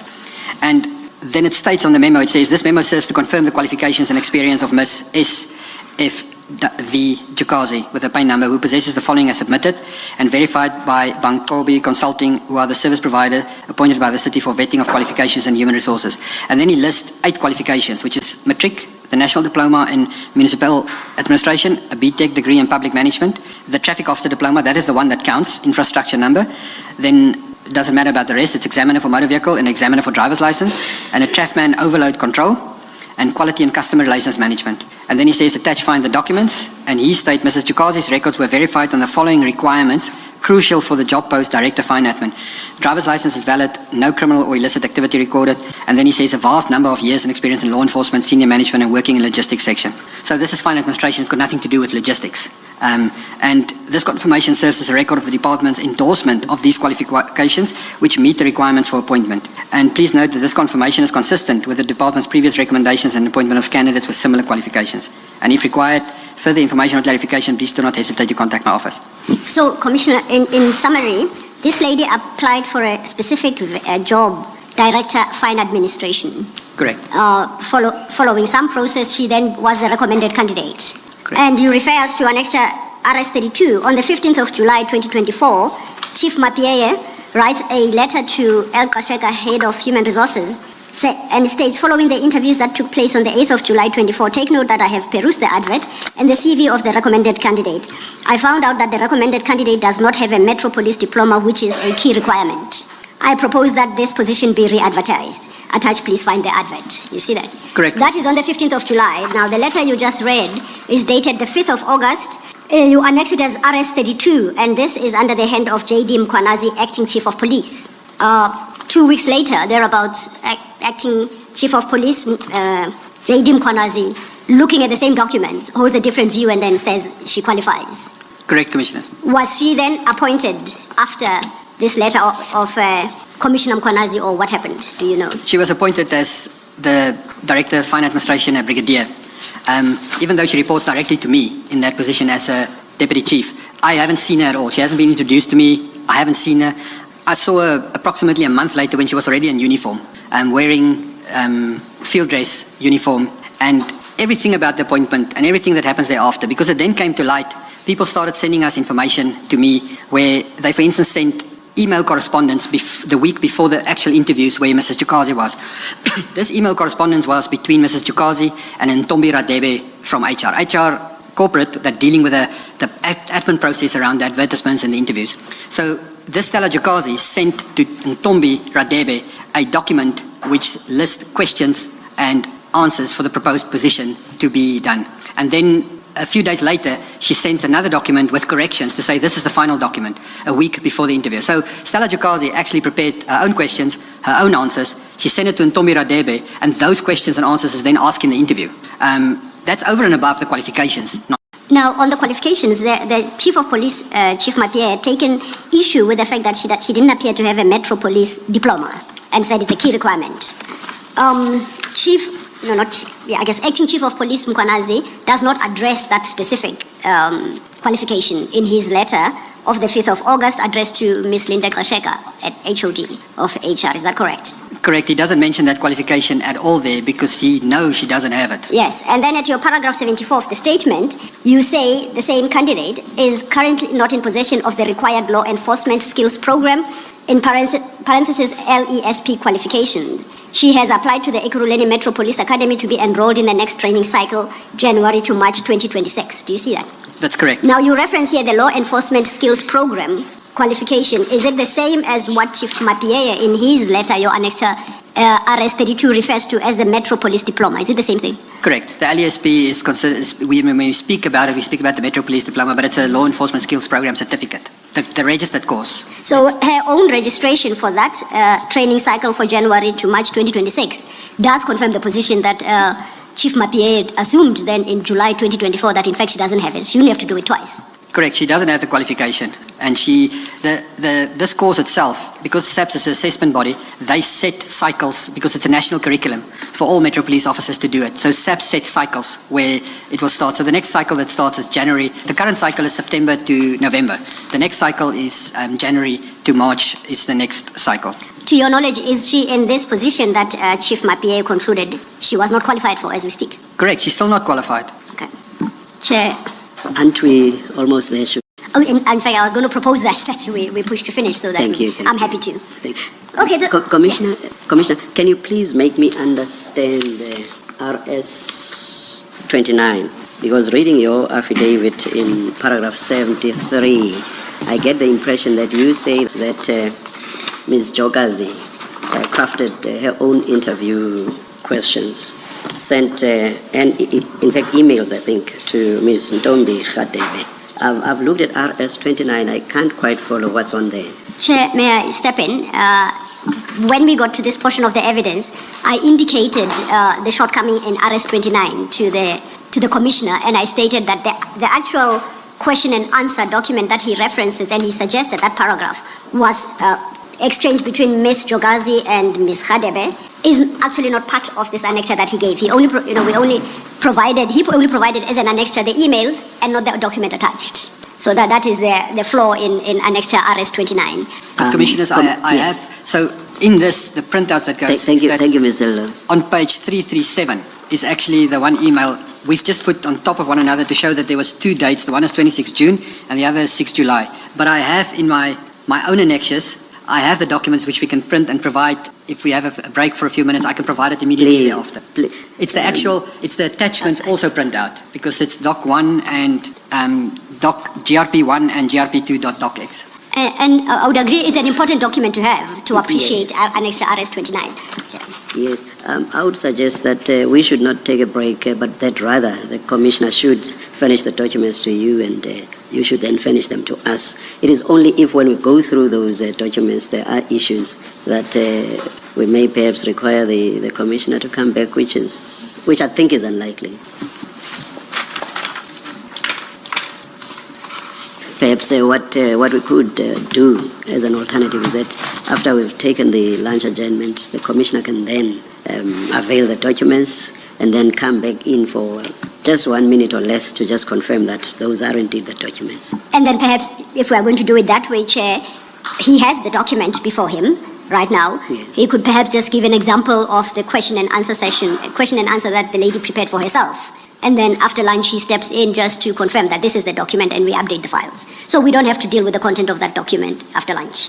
Or let's just get the documents when we come back, okay. and then we are by no means suggesting that we should then go through the documents. Okay. It's because he too has got... They should just be given to us, and we are then directed to where they are in the exhibit bundle, and then you take the Commissioner there.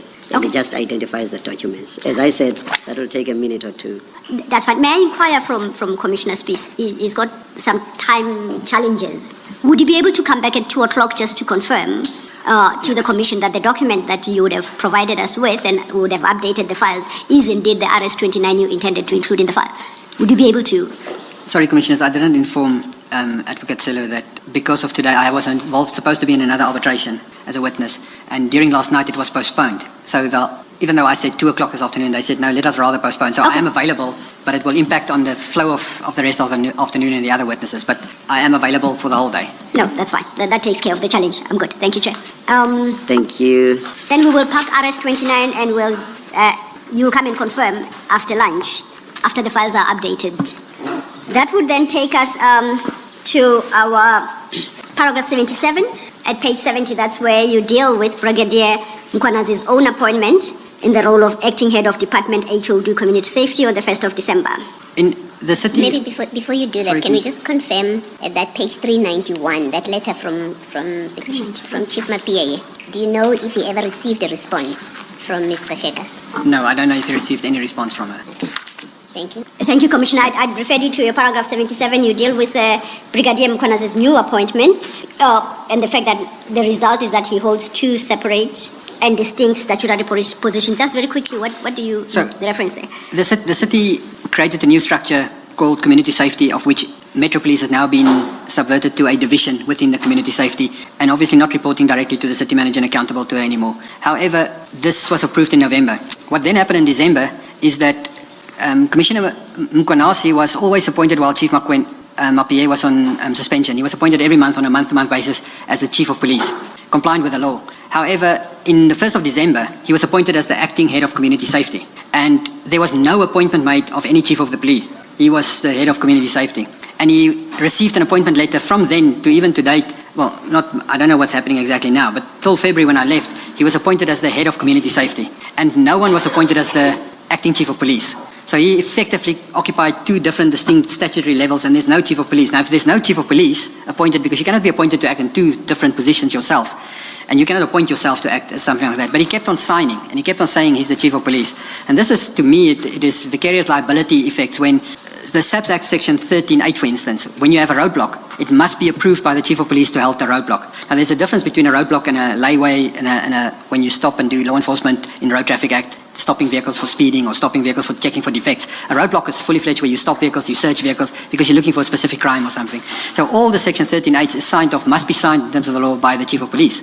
And Commissioner Mkhwanazi was appointed by the then city manager to the position of HOD Community Safety, and there was no subsequent Chief of Police. To date, there can be no record found of any acting Chief of Police where he was appointed. It was only lately when, because of the national meetings, there were other officers like Brigadier Okwet arrived with an appointment letter as the acting Chief of Police at the last Chiefs Forum meeting. So that is just what I'm mentioning in this, is that there's no formal Chief of Police appointed, but there's an acting head of Community Safety appointed. Okay. I may ask, Commissioner, what do you attribute that to? Is it just incompetence, lack of understanding of the significance of the different roles and why there should be an acting police chief, or there's other motives? Commissioner, I think it's incompetence, and it's a fact of don't understand the legislation around it at all. Don't understand Section 64, don't understand the role of municipal police service in terms of the Constitution and in terms of the SAPS Act, that the Act gives definitive powers to a Chief of Police, and the Act expects that those processes must be followed 100% correctly. Is it possible that the official appointment exists, but you just have not seen it?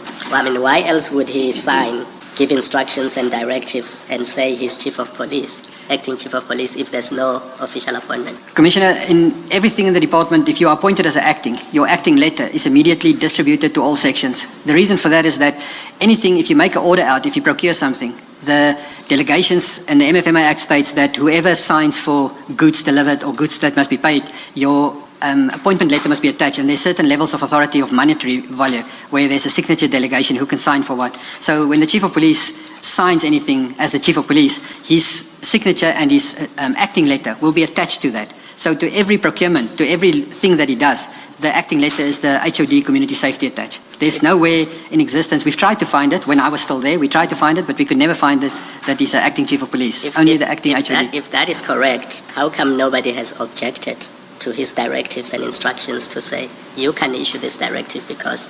The majority of the department lives in fear, and they're afraid of him and his criminal group of officers around him. They will not object. So you're saying he has appointed himself as acting Chief of Police? Correct, because he's the HOD, he made himself out. I don't think there's an appointment letter, but he made himself out as the acting chief because he signed directives and he signed letters, but there's no formal letter where he's appointed as the acting Chief of Police. He's appointed on an acting letter as the acting HOD of community safety. Yeah, but you see, Commissioner, I can understand you saying people within EMPD are fearful or are scared of him, but surely you cannot say the council and the mayor are scared of him, and if they are told that he's acting as Chief of Police without authorization, they won't do anything. The council and at the higher levels doesn't get involved in this, Commissioner. It's a administrative practice. It's from my opinion that this is illegal process that's being followed.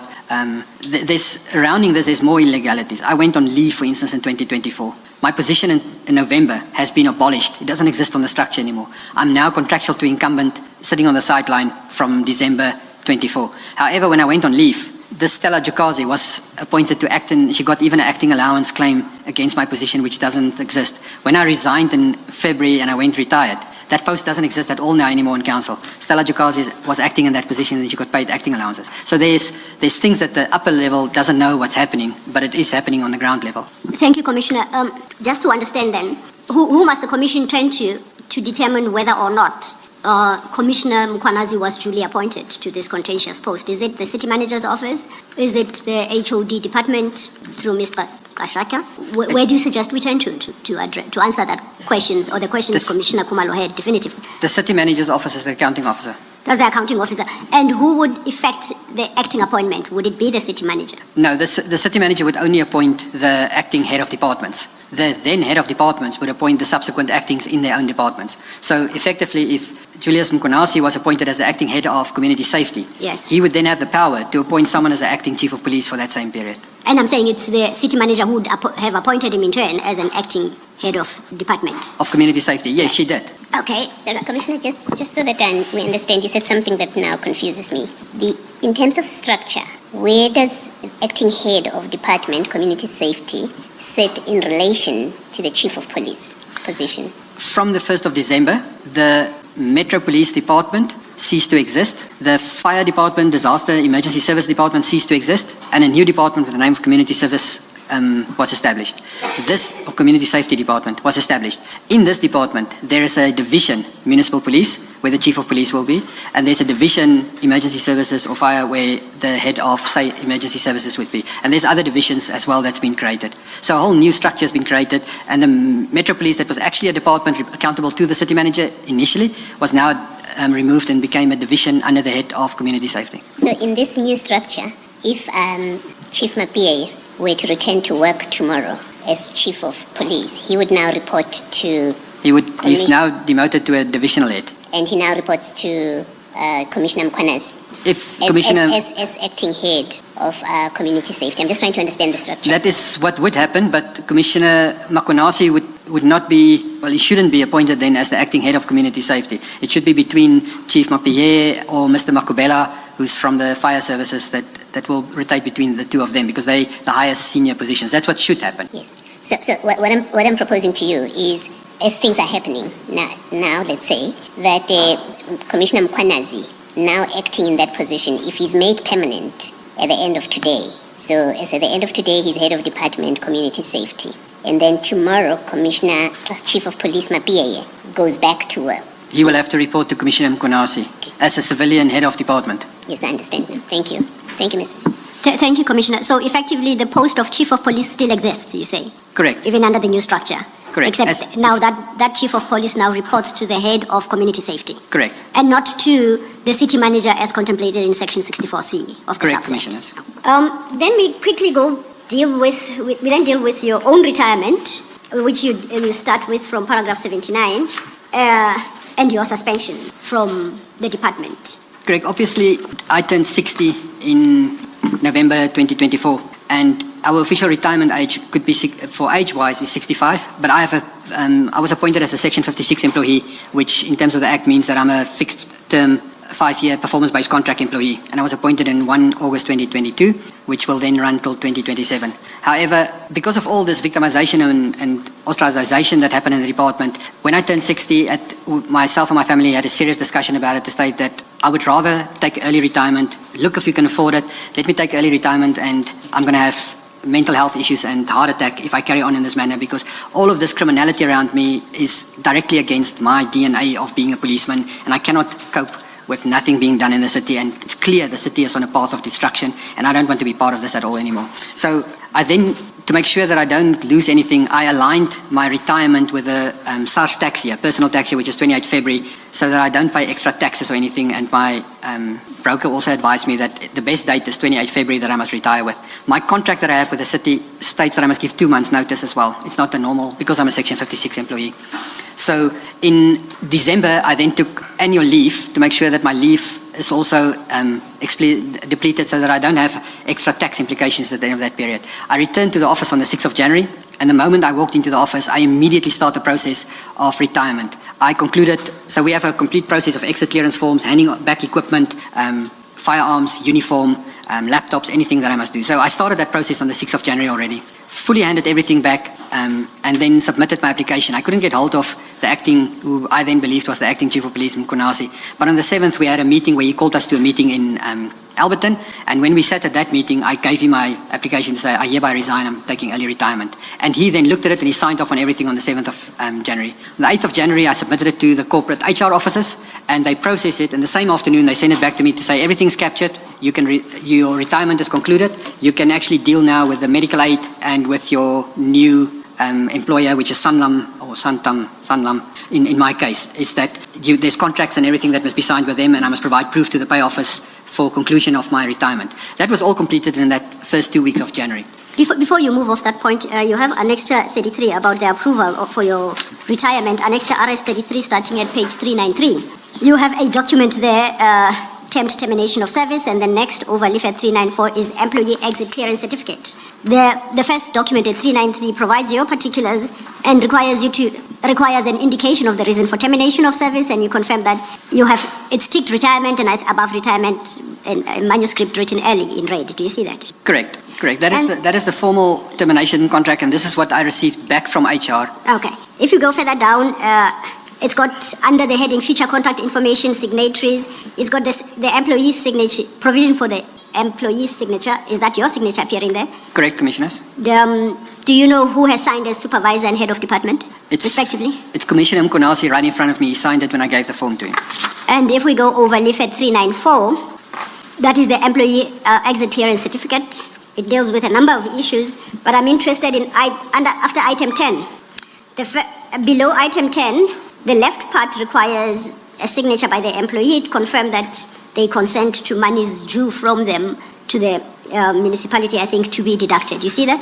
Correct. It appears that you signed. I'm more interested in the right-hand side one, where it says, it is hereby confirmed that all signatures above have been obtained. Officials last working day, and it's denoted as 28 February 25. And there's a signature there, a name, J.D. Mkhwanazi. Is that what is written there? Correct, Commissioner. And signed, provides an employee number and dated the 8th of January 2025. That's the date he signed, that's correct. And you say this is when your early retirement was approved by Commissioner Mkhwanazi? Correct. Okay. And thereafter it was just issue of dealing with various admin issues. Yes, and if we go back to page 393, you'll see at the top portions where it starts with tables, full name, surname, ID number, department, post designation, and then next to post designation, pay office, it says section 56, 57. And then the stamp in the middle of that page, it says to be processed on the section 57 payroll, and where the reason for termination, it says 60 years with a tick mark and early retirement. So it was as per my retirement that it is an early retirement, and I'm a section 57, 56 employee, and I have to give 2 months notice in terms of my contract. So then, after Commissioner Mkhwanazi approved your retirement from the 8th of January 2025, you have another date in your document, in your statement at paragraph 81, the 5th of February 2025, and now this relates to a suspension notice. Can you reconcile the two for us quickly, please? Correct. It is not mentioned here, but on the 27th of January, there was an incident that took place at work where Commissioner Mapeye there was discipline steps taken against Commissioner Mapeye, and he's being suspended for those disciplinary steps. On the 27th of January, I was contacted by Commissioner Mapeye's legal representative, Mrs. Erika Bester. And in this process, she asked me if I can confirm a specific vehicle registration number if it belongs to the city. Now, that's part of my job. Everyone asked me that, and that. So I confirmed to her, yes, I can confirm. Let me just find out everything about the vehicle, and then I will come back to you about it as well. I sent an email to Colonel Bloemhoff, which she then forwarded to the fleet section, and she posted it on WhatsApps to everyone. And middle of the day, Sarah Chita sent an email to say that I victimized her, and she sent it to the city manager and to Mkhwanazi. And I'm victimizing her because I'm looking at her cars. I didn't even know whose vehicle it was. And then I was in a meeting during that morning. I didn't see this email flurry. Middle of the afternoon, I answered it back to everyone, and I say, I'm not busy with the investigation. I was requested by a lawyer to confirm if a vehicle belonged to the city. And this is what I'm doing. I'm checking if this vehicle is our vehicle of the city at all. And then I got contacted by Advocate Mbuyiseli. He sent me an email, and he introduced himself to say he's the evidence leader in the chief's case, and he wants to speak to me. He wants to have a meeting. I then referred to him and said to him, I'm busy at the moment, but we can meet after hours in the evening via Teams, and he can set up a Teams meeting. That evening at 7 o'clock, we had a Teams meeting regarding it. Now, the date is important here because it's the 27th February where it is. I had then an hour-long or 54 minutes conversation with Advocate Mbuyiseli, which he was extremely rude towards me. And I informed him numerous times that I've been approached to testify as a witness on behalf of the chief. He was extremely unprofessional. I have that recording. We can play that recording. But he was explaining very, very personal information about Chief Mapeye and what's happening in his case. And he explained the whole case to me, and he put scenarios to me. What will I do, and what am I going to do here? And I said, I don't want to speak to you. I told you that I am a witness for Chief Mapeye. And eventually I stopped the conversation. I said, I'm not listening further to you at all. And then that's a weekend happened. And then on the 5th of February, I was at corporate HR in Benoni because I was approached to testify as the employer in another arbitration case that I must represent the employer. And at that meeting where I was then phoned by Dion Singh, who's this brigadier that's been promoted, part of this promotion group last year. I was phoned by him, and he stated, where am I? And I said, well, I'm at HR, here at this office. He then came there, and he's in front of Tommy Zambé. He said to me, here's a letter for you. I looked at the letter, and this letter is a pre-suspension letter to say we're hereby going to pre-suspend you, give reasons why you shouldn't be suspended, and it carry on with things like that, with a trumped-up charge of that I have appointed a service provider for a back-office system. And then at the bottom it ends with a paragraph. So this is a pre-suspension. I must now give reasons, and then at the bottom it ends, and due to the reasons listed, we hereby suspend you with immediate effect. And I accepted the letter, and then he said to me, where's your laptop, where's your office keys? I'm in civis suit at that moment in time, and I said to him, well, as you know, I'm going on pension. On the 8th of January, everything was already handed in. I don't have anything. It's with the office. It's at stores. And I gave him my office keys. I took it off my normal keys, and I gave him my office keys. And he says, I'm not allowed to be on the council premises anymore. So I left the HR office where I was busy in prep for the arbitration case. I left the office then, and I went home, contacted my advocate to assist me, to say that I was just prepared because they're doing the wrong things. It's irregular, the manner that they're dealing with this now, and I don't know where this comes from suddenly because it's an absolute fabricated lie.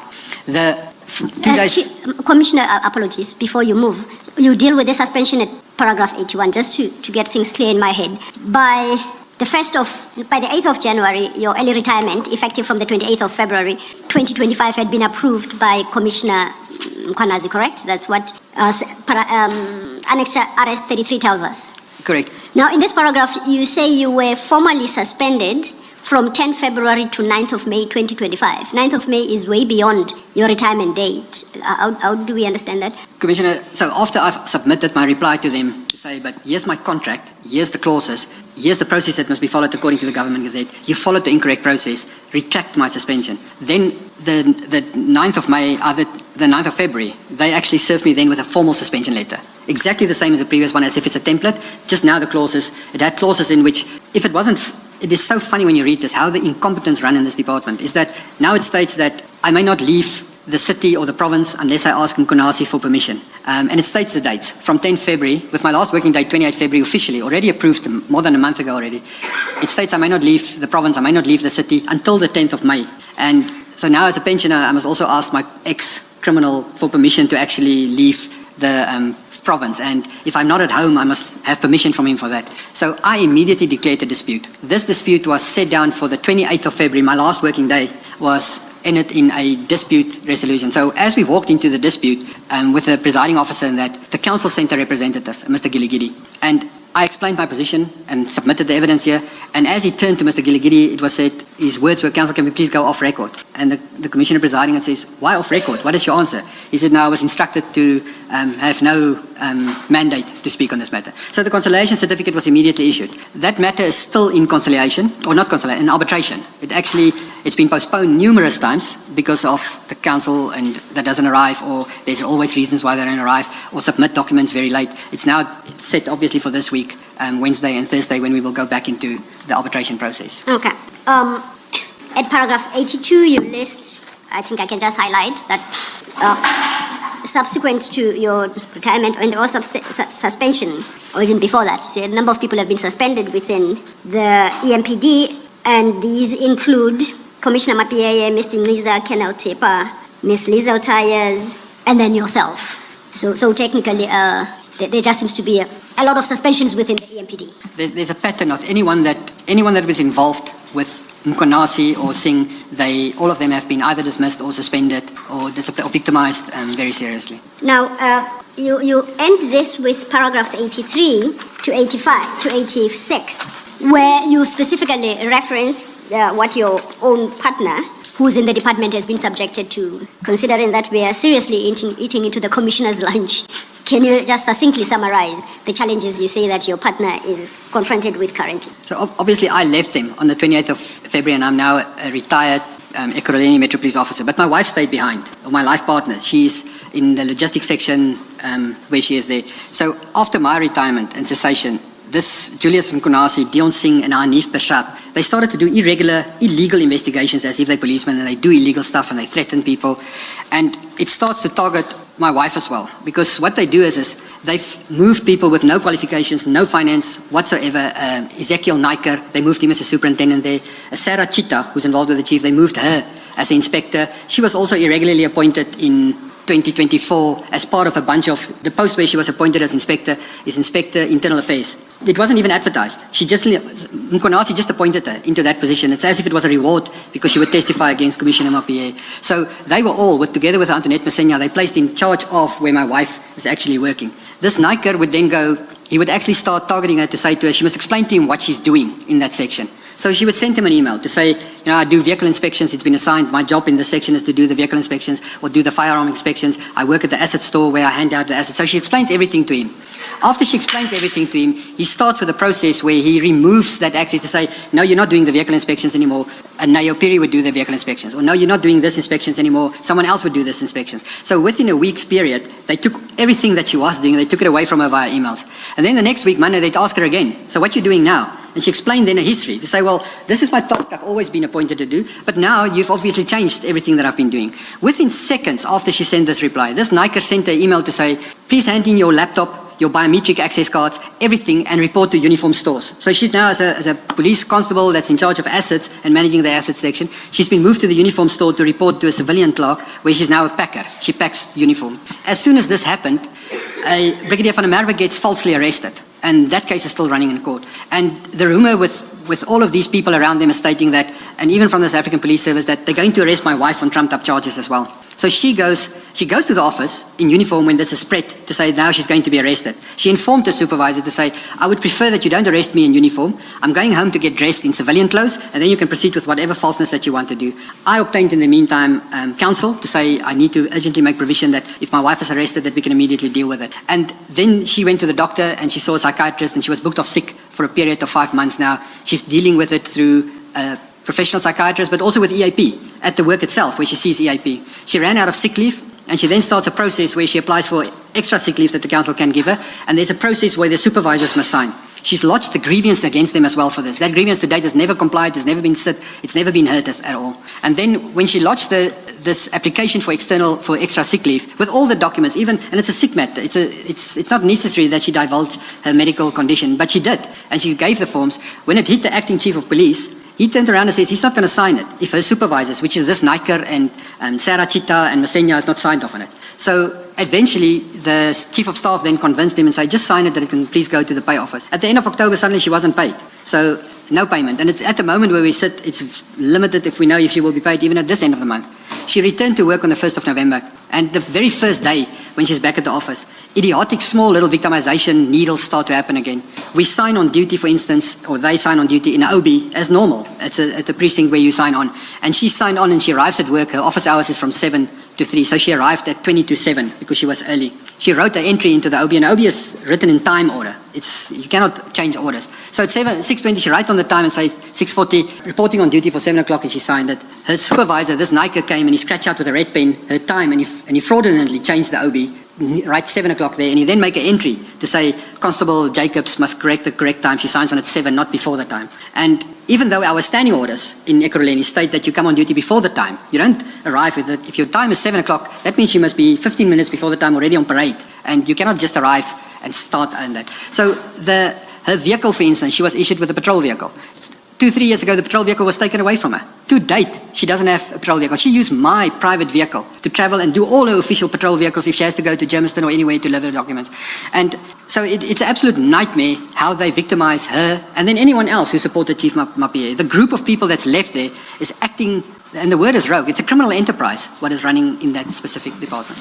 Thank you. I think the commissioners have a good sense of what you say as victimization that your life partner has had to endure within the EMPD environment, flowing from the discharge of your own duties while you are still with EMPD. Are there any concluding remarks you would like to make to the Commission as we have come to the end of your testimony now? There is, because I stated earlier as well, is a very few of the civilian people know that I've retired, because I obviously didn't announce it or anything. There was no farewell party or anything like that. So a lot of the people that used to deal with me still think I work for Ekurhuleni Metropolitan, and they still contact me and they still inform me of, or they have a problem with their payment of invoices or things like that. And so a lot of the matters still come to my attention, even though I don't work for them anymore. For instance, this Ezekiel Naiker, he originally negligently lost a firearm, and it was then decided that there will not be a firearm issued to him. However, after I've resigned, Commissioner Mkhwanazi forced them to issue a firearm to him as well. He has lost that firearm negligently as well. There's a CAS number at Bedford View, 26705-2025 of negligent loss of firearm.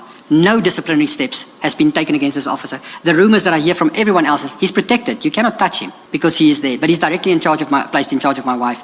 The people have sent me invoices where the uniform tender, for instance, was awarded by Sarah Chita and then was adjudicating. This uniform tender, historically there's manufacturers who's situated in the Cape and here in Gauteng who manufacture our uniforms, for instance FG or RADS. It's large companies who are manufacturers. The latest uniform tender, which was adjudicated by Sarah Chita and them, has been awarded to electrical contractors who doesn't have any experience. And which is so funny is that they actually buy it from the manufacturers at inflated prices.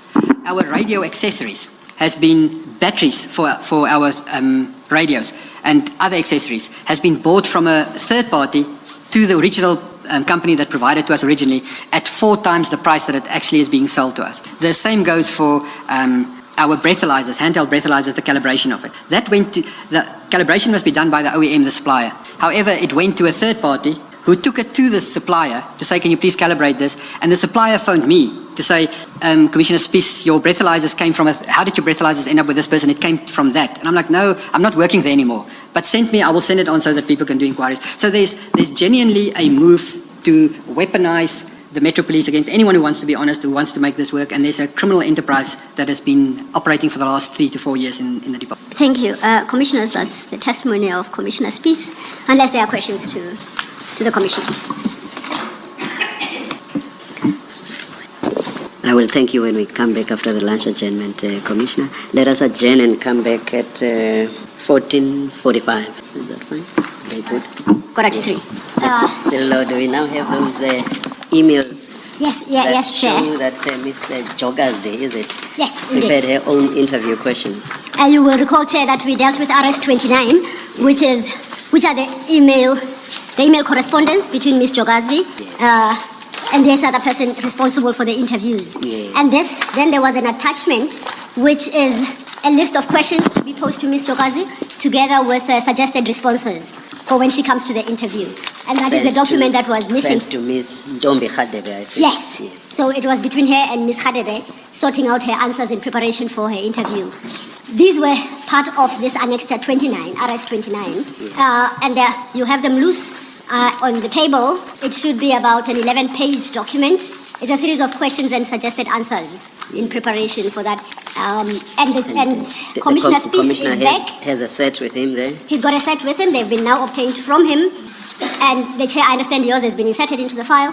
Commissioner Spies is back to confirm the accuracy of this document that we have just added then to RS 29 as the actual questions that he testified to. They will run from pages 337.1 to 337.11. Commissioner Spies, during your testimony, you referenced a set of questions and answers exchanged between Ms. Jogazi and Ms. Ntombi in preparation for Ms. Jogazi's interview for that post, which, based on your evidence, Chief Mapie concluded that she did not qualify for, but which she was awarded. Do you recall?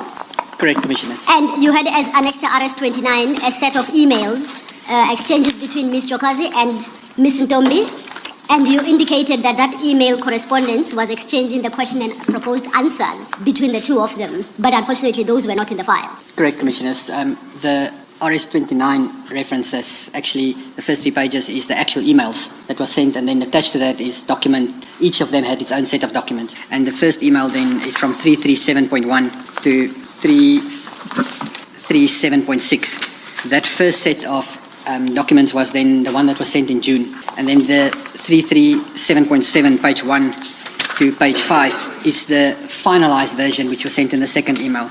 And the one that specifically pertains to this position of the EMPD director post, the final one, that is actually also the questions that was asked in the interview itself, is on page 337.9. Questions, EMPD director post, EMPD 19522, and then it deals with questions 1, 2, 3, 4, how the traffic fine system works in South Africa, extra options. So in case someone during the interview session wants to say, let's cut the questions, then there's extra options that you can go to as well, that deals with the 5 sources of revenue for the EMPD department. And you say, staying with page 337.9, the questions EMPD Director Post, EMPD 19522. The questions are listed and enumerated 1, 2, 4. Now there is a question in bold, and then below that there are bullet points.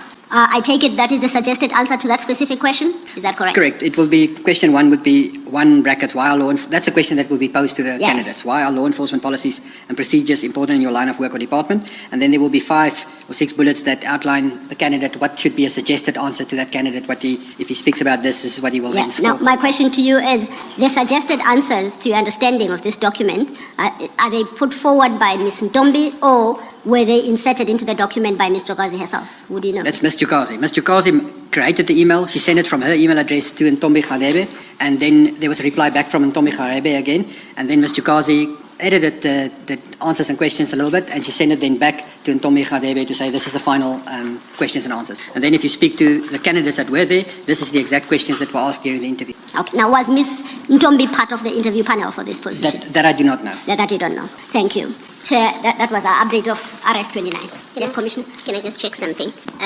Commissioner, if this happened, this seems to me to be unlawful and a fraud on the selection process. And who knows, maybe the IDEC will be interested to prosecute somebody. But was this ever reported, to your knowledge, brought to the attention of somebody to do something about it? Commissioners, it has been reported. There's actually the candidates who is involved all the candidates that was interviewed, they lodged a dispute against the appointment of Mrs. Jukazi. That dispute is still running in arbitration, whereas the candidates who objected is Colonel Du Plessis. He's the second highest scorer because he obviously didn't have the answers yet to it. But he was the second highest scorer. Then there's a Colonel Peter Pretorius and Colonel Kelebogile Tipa. They initiated the dispute process. That process is still running. It's not concluded yet. Over and above the IDEC report, the South African Police Services Act, Section 68, specifically has been also delegated in terms of the Minister's powers to form part of the municipal police powers and functions. Section 68 states specifically that if you do a false representation, gets appointed into a position, that shall constitute an offence, and that the monies and everything shall be recovered. Is that so? Section 68 is, in my mind, is critical that it's a criminal offence that should be prosecuted, but it's only been dealt with in a arbitration matter and a dispute against the appointment of Mrs. Jukazi. But that's not the only one. There's a group of officers that have been pushed through falsely, haven't been adverts. There's numerous complaints where even, for instance, the superintendents that's been placed at the pound section, the officers at the pounds themselves complained to me to say, but we haven't had a chance to apply. The positions weren't advertised, and suddenly a lot of people from specialized services were appointed in my position and just placed here, and I didn't have the opportunity. So there's a whole group of incorrect, flurry of illegal appointment. Thank you. Thank you, Commissioner. You've referred to the fact that to be appointed in this manner or through misrepresentations, that's a criminal offence. Do you know why, yes, do you know why criminal charges were not laid?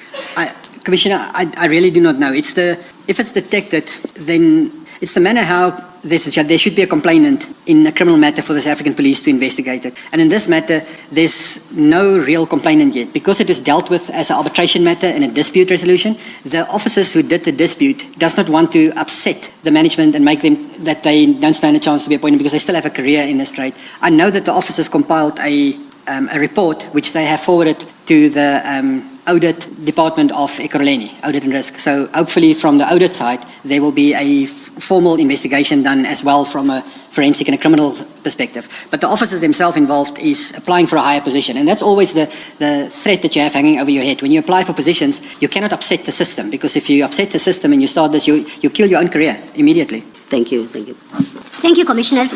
That definitively concludes Commissioner Spies' evidence. Thank you, Ms. Selda. Thank you very much, Commissioner.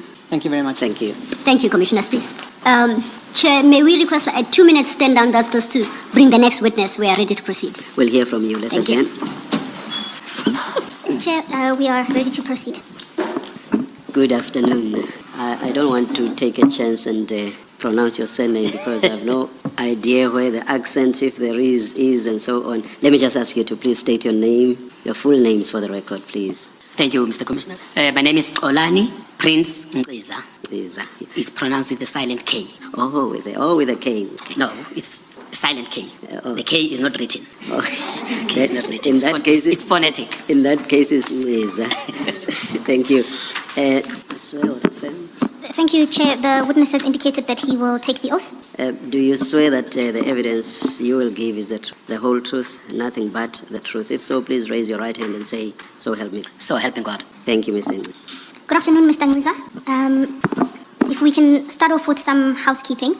In front of you, you should have 2 files in your possession. Can you confirm that's the case? Yes. Thank you. You should Counsel. have a smaller file containing a witness statement, your witness statement, and you should then have a larger file labeled as an annexure bundle.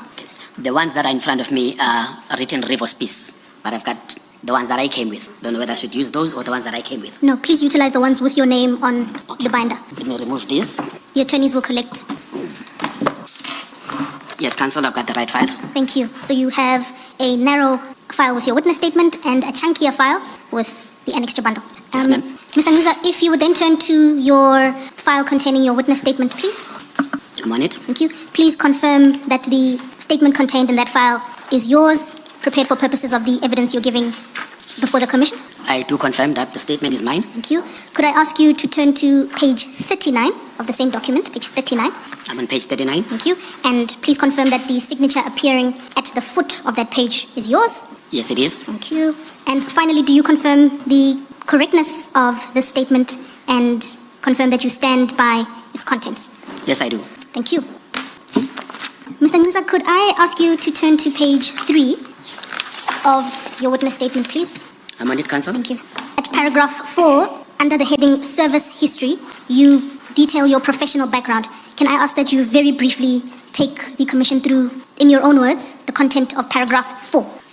Commissioners, I was appointed in the erstwhile Boksburg Transitional Local Council, which of course amalgamated with other transitional local councils to form the city of Ekurhuleni. I was appointed in December 1997 as an intern student in the legal department of the Transitional Local Council of Boksburg. And then on the 1st of September 1998, I was appointed on a permanent position as an admin officer. It was a development trainee type of arrangement that was on an accelerated development program. I was appointed as an admin officer conveyancing and land provisioning, dealing with your matters concerning town planning and the likes. Whilst I was functioning in that particular role, I became a leader in the trade union movement, a leader in a union called SAMU, South African Municipal Workers Union, leading up to the position of regional secretary during that particular process, and as a full-time substitute of that union, and its leader in terms of negotiations with the employer and the formation of the municipality in 2000. I then went on to occupy a position of a manager, collective bargaining in the city of Ekurhuleni, which position I held from the 1st of August 2003 up until the 31st of May 2017, whereat I was then appointed in the position of divisional head, employee relations from the 1st of June 2017 until the 31st of May 2022. That was on a 5-year fixed-term contract. And then I was reappointed into that particular position of Divisional Head Employee Relations from the 1st of July 2022 until I was summarily terminated on the 22nd of March 2024. Thank you. And can you confirm that at paragraph 6 on page 3, that is an annexure of your full curriculum vitae? The annexure P1 on the big bundle from pages 1 to 7, indeed, Commissioners, that is my curriculum vitae. If we could then turn over to page 4, under the heading Main Matters to be Addressed in this Statement. Chairperson, just to contextualize the evidence that Mr. Ngqiza will present, it will be set out under 4 themes as broken down in paragraph 7. Is that correct, Mr. Ngqiza? Yes, ma'am, it is correct. Our next heading then, Mr. Ngqiza, is the overview of your role as the Divisional Head Employee Relations, and we are then at paragraph 8 on page 4. Under this heading, you detail with some specificity the role and responsibilities that you occupied in your position as divisional head. I won't ask you to read everything in detail, but can I please ask you to turn to paragraph 8.3, which is on page 5? Yes, ma'am. Yes. And in your own words, please just briefly explain to the Commission what that would entail at a high level. Thank you, Commissioners. The function of a divisional head employee relations, as much as indeed I commenced the function on the 1st of June 2017, I had intermittently acted in the position over the years from 2003, and I was quite averse with the processes that are involved. Discipline management in the municipality covers prescripts of a collective agreement. We are a highly regulated sector. We had a collective agreement that would then detail how even allegations of misconduct are to be handled when there's an allegation of misconduct, how it's submitted, after being submitted, how it's investigated, and then after being investigated, how then the processes of establishing disciplinary tribunals are handled. And my role was firstly on an advisory capacity. When a department has got allegations, a head of department or even whoever the head of department delegates would come to me, and then we'll be able to unpack what are the allegations and also what best process should be implemented to investigate those allegations. The municipality had various investigative units. Within the EMPD, you had 3 units that conducted investigations on specific issues and areas that required investigations, but then you also had internal audit, and then we had other investigators that were trained by the municipality. So it then became my role to advise heads of departments in terms of what is the best process to investigate allegations of misconduct, informed by the department where they are coming from, but also the nature of the allegations. So then after the allegations have been investigated, my role would also then to make a determination on whether indeed the investigations that have been conducted do they suffice for purpose of establishing a disciplinary tribunal, or would they require a determination that says they must go back and be dealt with internally in the department? And if indeed I make the determination that they suffice for the purpose of a disciplinary tribunal, I would then of course appoint the disciplinary tribunal, and then I would get members of my team in my unit to then do the facilitation of the hearing in terms of ensuring that venues are secured, tape recordings are actually made available and the likes, and to ensure that every logistical arrangement is put in place in order for us to conduct the process itself that would also include ensuring that the accused person or personnel are duly served with the charge sheet. That is part of the role that our unit played. And then once the disciplinary hearing is concluded, whatever is the outcome of the disciplinary hearing has to be processed. If indeed a determination is made that an employee is guilty and a sanction is meted out, it then becomes my role, the role of my unit, to issue the letter that would actually implement the sanction. We would have a sanction from a presiding officer articulating exactly the outcome. Then I would then append my signature to a letter that would be prepared. If it's a dismissal, that letter then would become the dismissal letter of the employee. And then of course also take the process forward should there be disputes that arise out of that particular outcome. Thank you. And bear with me. Good afternoon. Afternoon, Commissioner. The role of divisional head relations and the role of head of department human resources. If you can just explain the difference between the hierarchy. I mean, you've explained your role. I'm trying to understand if the head of department human resources can overrule everything you've just explained in terms of the discipline. So in other words, can she say, no, you can't discipline this person, no, you cannot charge this person, no, you cannot implement whatever sanction has been proposed by a chairperson of a disciplinary inquiry, for example? Thank you, Commissioner. The collective agreement that operates in the local government sector is very clear. And fortunately for me, I was part of the people that negotiated that collective agreement. The collective agreement moves from the premise that discipline management, it's actually two principles that are applicable. The first principle is that discipline is a line management function and it resides in every supervisory position as a starting point. So every HOD has got a role to play in managing discipline and also every supervisor according in terms of the ranks. Then the collective agreement,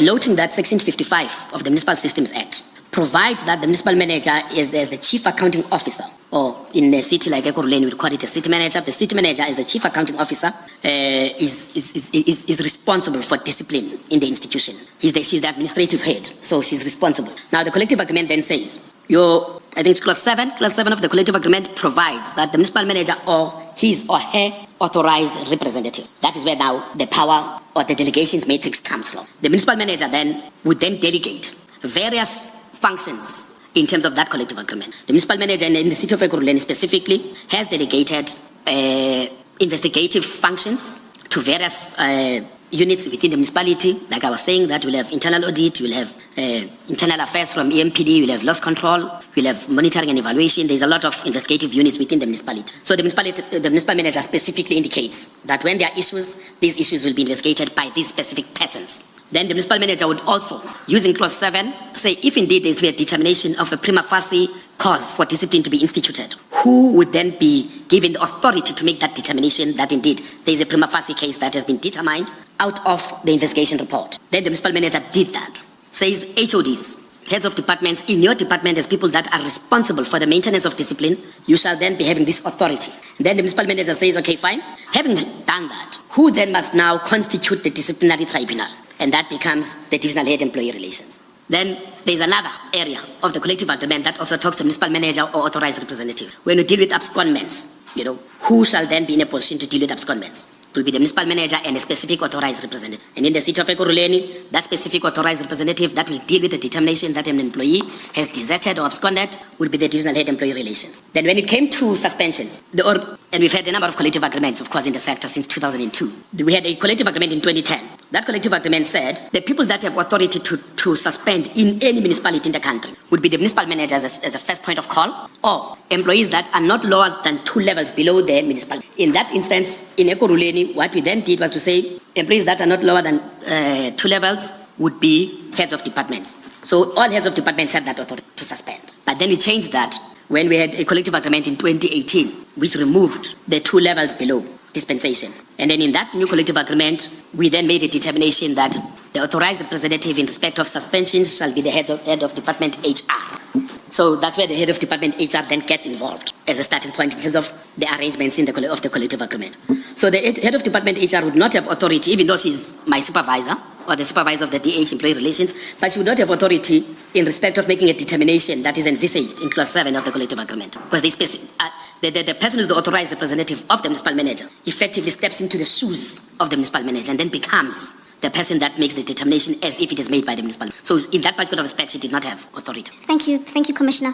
If I can assist, Mr. Nhlanhla has in fact prepared a pack for the commissioners where he will set out in detail the contents of that collective agreement and will detail for the commission the powers and responsibilities he bears vis-a-vis Ms. Linda as the HOD-HR. We will get to that stage when we get to the appropriate part of his evidence. Thank you, Mr. Nhlanhla, for that overview. You were then at paragraph 9 of your witness statement on page 5. There you set out the documents that regulate your role, and those just relate to, the prescripts, the relevant labor law prescripts, municipal legislation, collective agreements, etc. Can you confirm that's the contents of paragraph 9? Yes, I confirm. Thank you. Mr. Nhlanhla, If I may ask, good afternoon, sir. Hello. Do you have powers directly delegated to you by council? There is in respect of discipline, specifically. The municipality in 2010 developed and approved a disciplinary policy. That disciplinary policy outlines the powers in terms of discipline management, and in that disciplinary policy, of course, the powers of the divisional head employee relations are also articulated. Thank you. Thank you, Commissioner. Mr. Nhlanhla, in paragraph 10 of your witness statement, the bottom of page 5, you set out in some detail there your specific functions as they relate to discipline management. I ask at this stage that we note them because we will come back to them when you discuss your experience in facilitating the disciplinary proceedings concerning the then Brigadier Mkhwanazi. So at this stage then, we'll turn back to the contents of paragraph 10 at an appropriate juncture.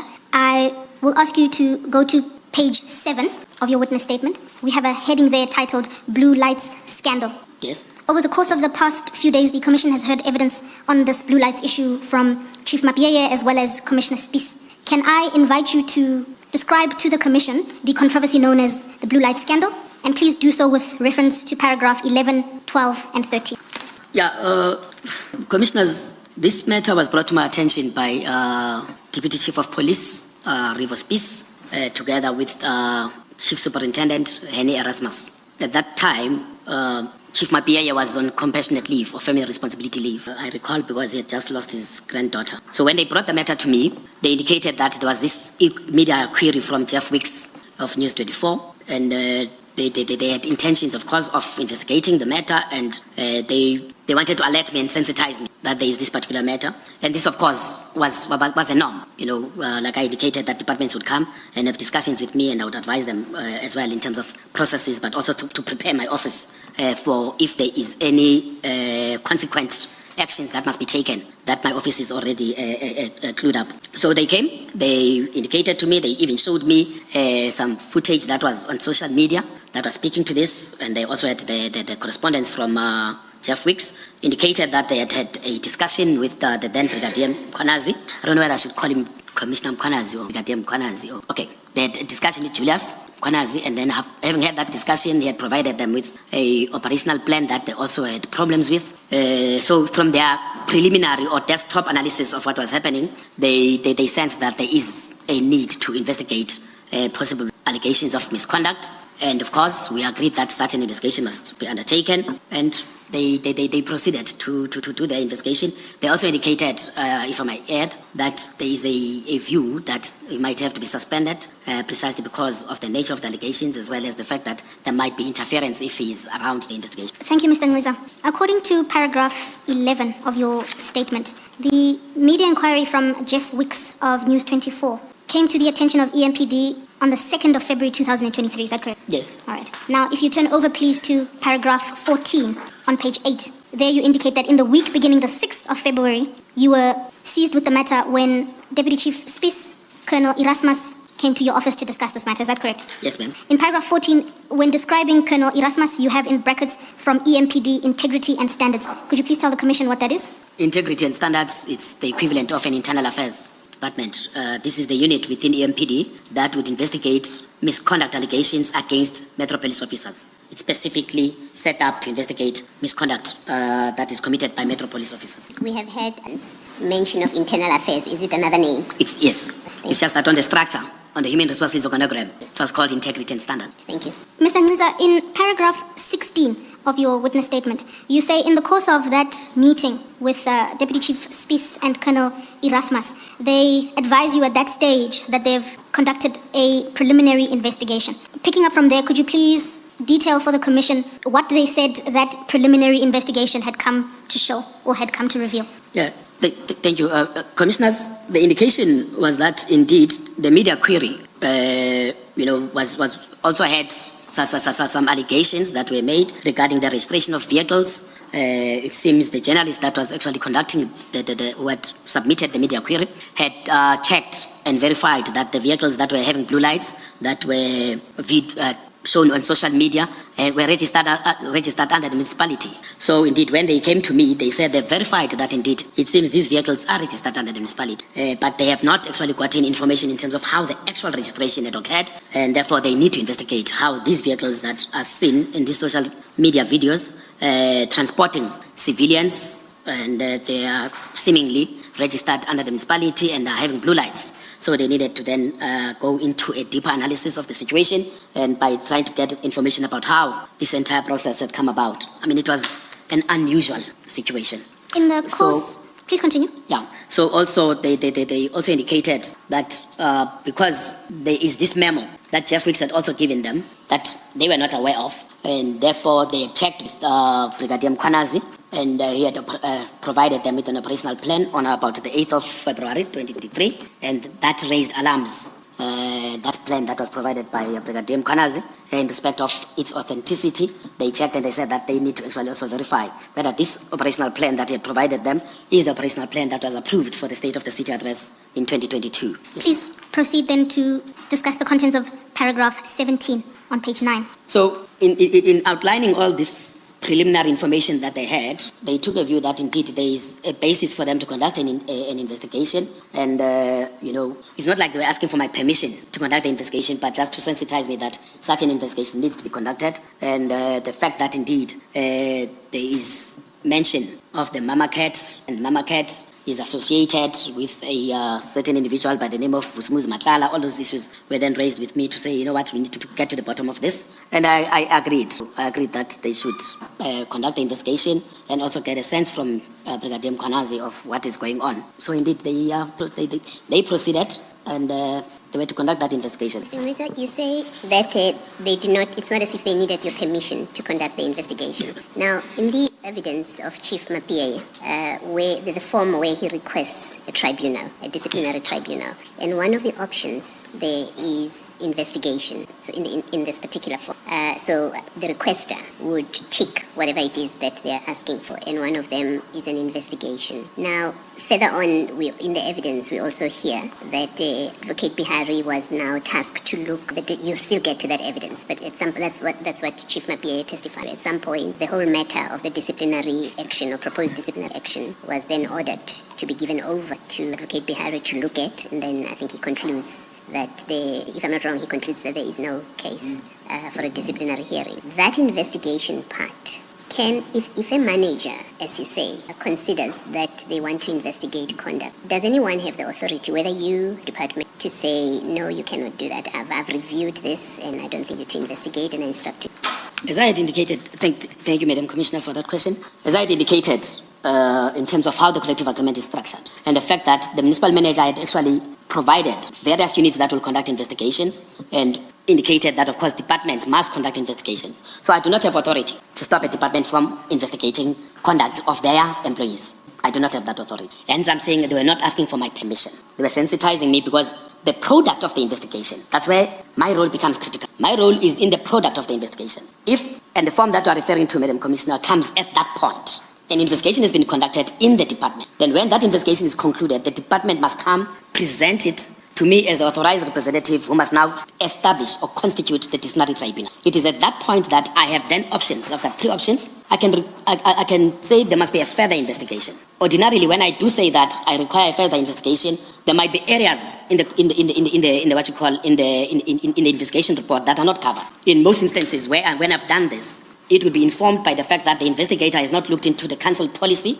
that regulates that specific area, and therefore I would require that indeed kindly check your investigation process against this particular policy regime. Or it might be that since I deal with the totality of the municipality and this person comes from a department, it might be that indeed there might have been an investigation, but that investigation was not conducted, or rather the investigator was not aware of maybe certain processes that are covered by either arrangements with unions that fall within my control. So I would request that kindly check these areas. Hence, there is that option of a further investigation, before I can institute disciplinary proceedings. Because I must also think, if I'm going to say I'm instituting disciplinary proceedings, whereas I know that the rule that the investigator thinks might have been broken actually has been changed. There are such things that would crop up. So that is for me to make that determination that the investigation report, does it suffice for the purpose of establishing a disciplinary tribunal or not? And then I have to apply my mind, make that determination on the basis of what is contained in the disciplinary report. Investigation report, not disciplinary report. Thank you, Commissioner. I read investigation report.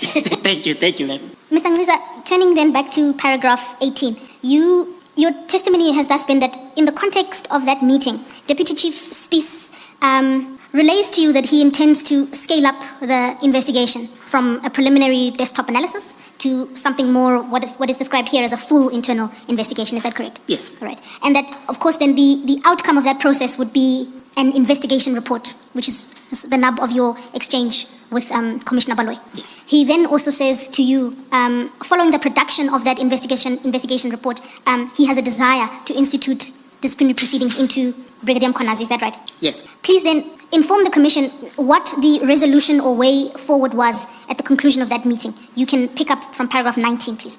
Well, like I indicated, Commissioners, these discussions that I would have with departments are discussions amongst colleagues to get a sense of the situation. And indeed, in most instances, I would say 99.9% of the situation, I would always encourage and support the department in conducting a full investigation so that we get the information about exactly what has happened. So, yeah, the conclusion is that indeed the investigation must be conducted, and the department must then, at the end of the investigation, provide the necessary information for my office to take the process. And in paragraph 21, you indicate there that due to the sensitivity of the matter, Commissioner Spies also expressed an intention to suspend Brigadier Mkhwanazi. Do you confirm that? Yes. Please then explain the balance of the paragraph, essentially the exchange you had with Commissioner Spies around getting an order of suspension in this context. Thank you.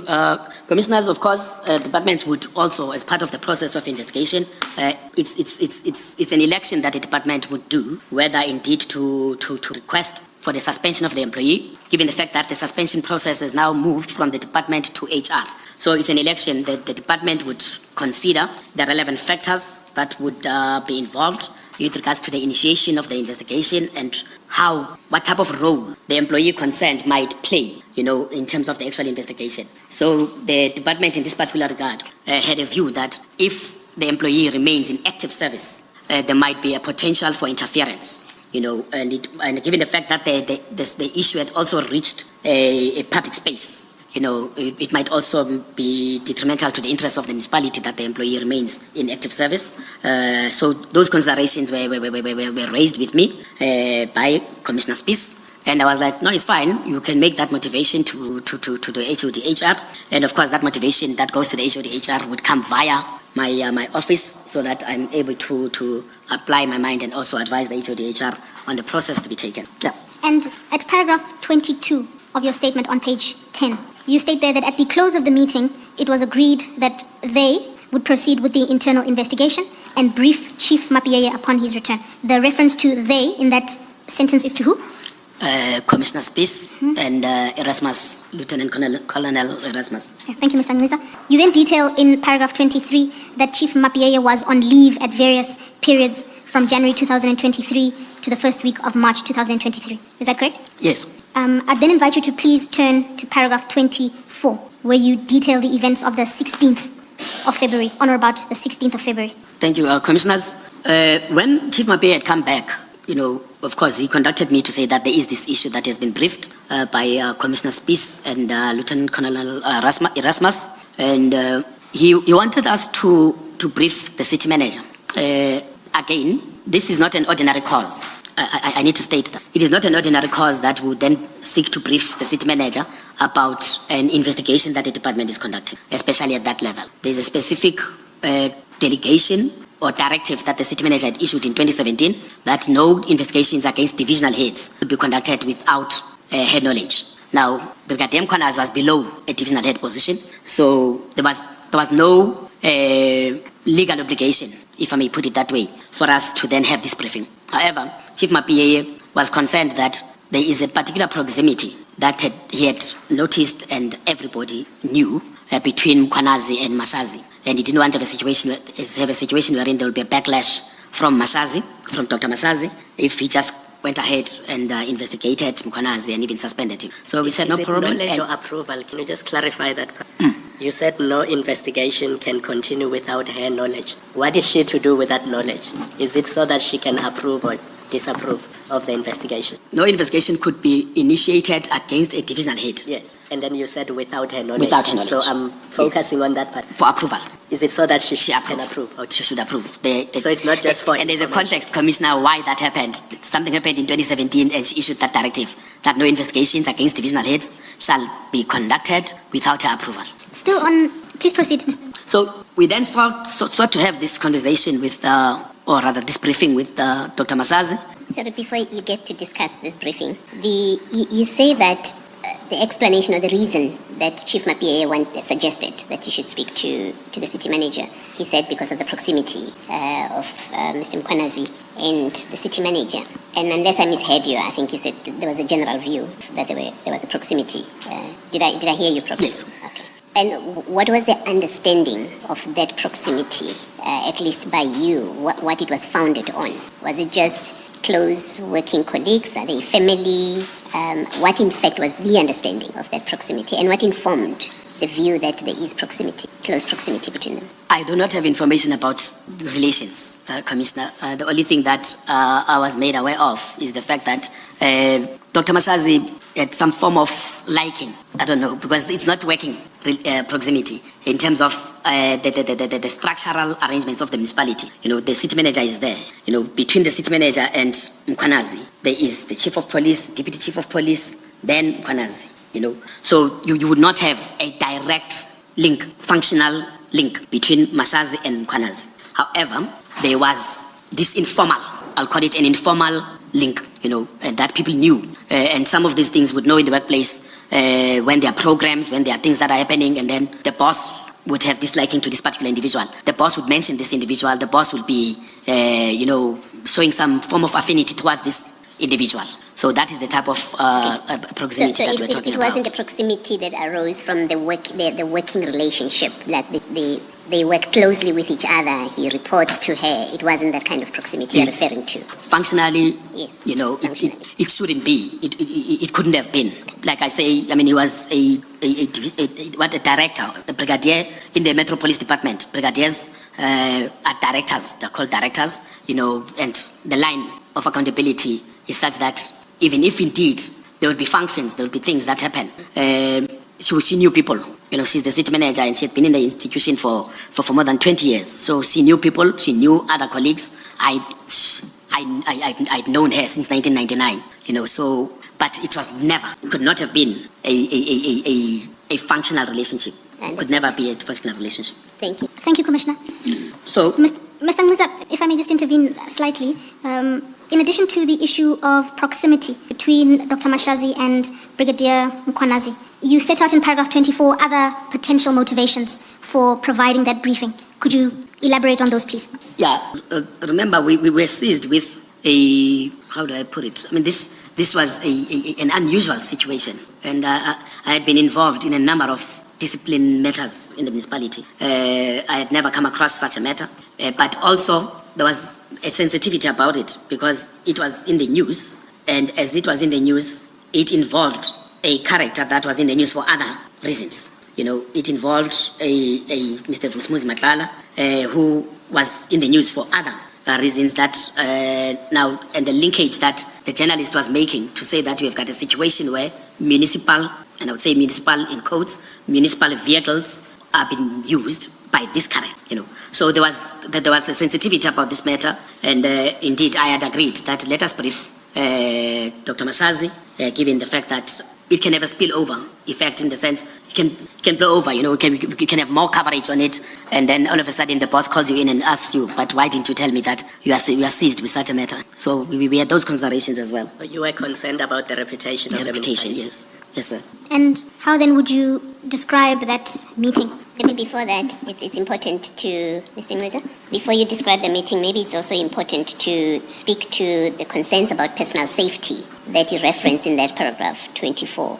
If you would just explain a bit. Yes, like I indicated that we were acutely aware of issues that surround Mr. Nhlanhla. Now, if indeed we're going to take action in a matter that his name is involved, we discuss these issues to say, hey, Chief, we must be careful here.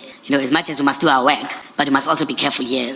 We've got families, we've got all sorts of things. We don't want to also find ourselves exposed to potential danger. So those issues, and if indeed we inform our boss, maybe indeed there might be an arrangement that can be reached to ensure that as we deal with this issue, we've get some form of protection or something. So those issues indeed become part of our engagements, and they were essential. We will hear as we went on with trying to deal with this matter. The issue of safety became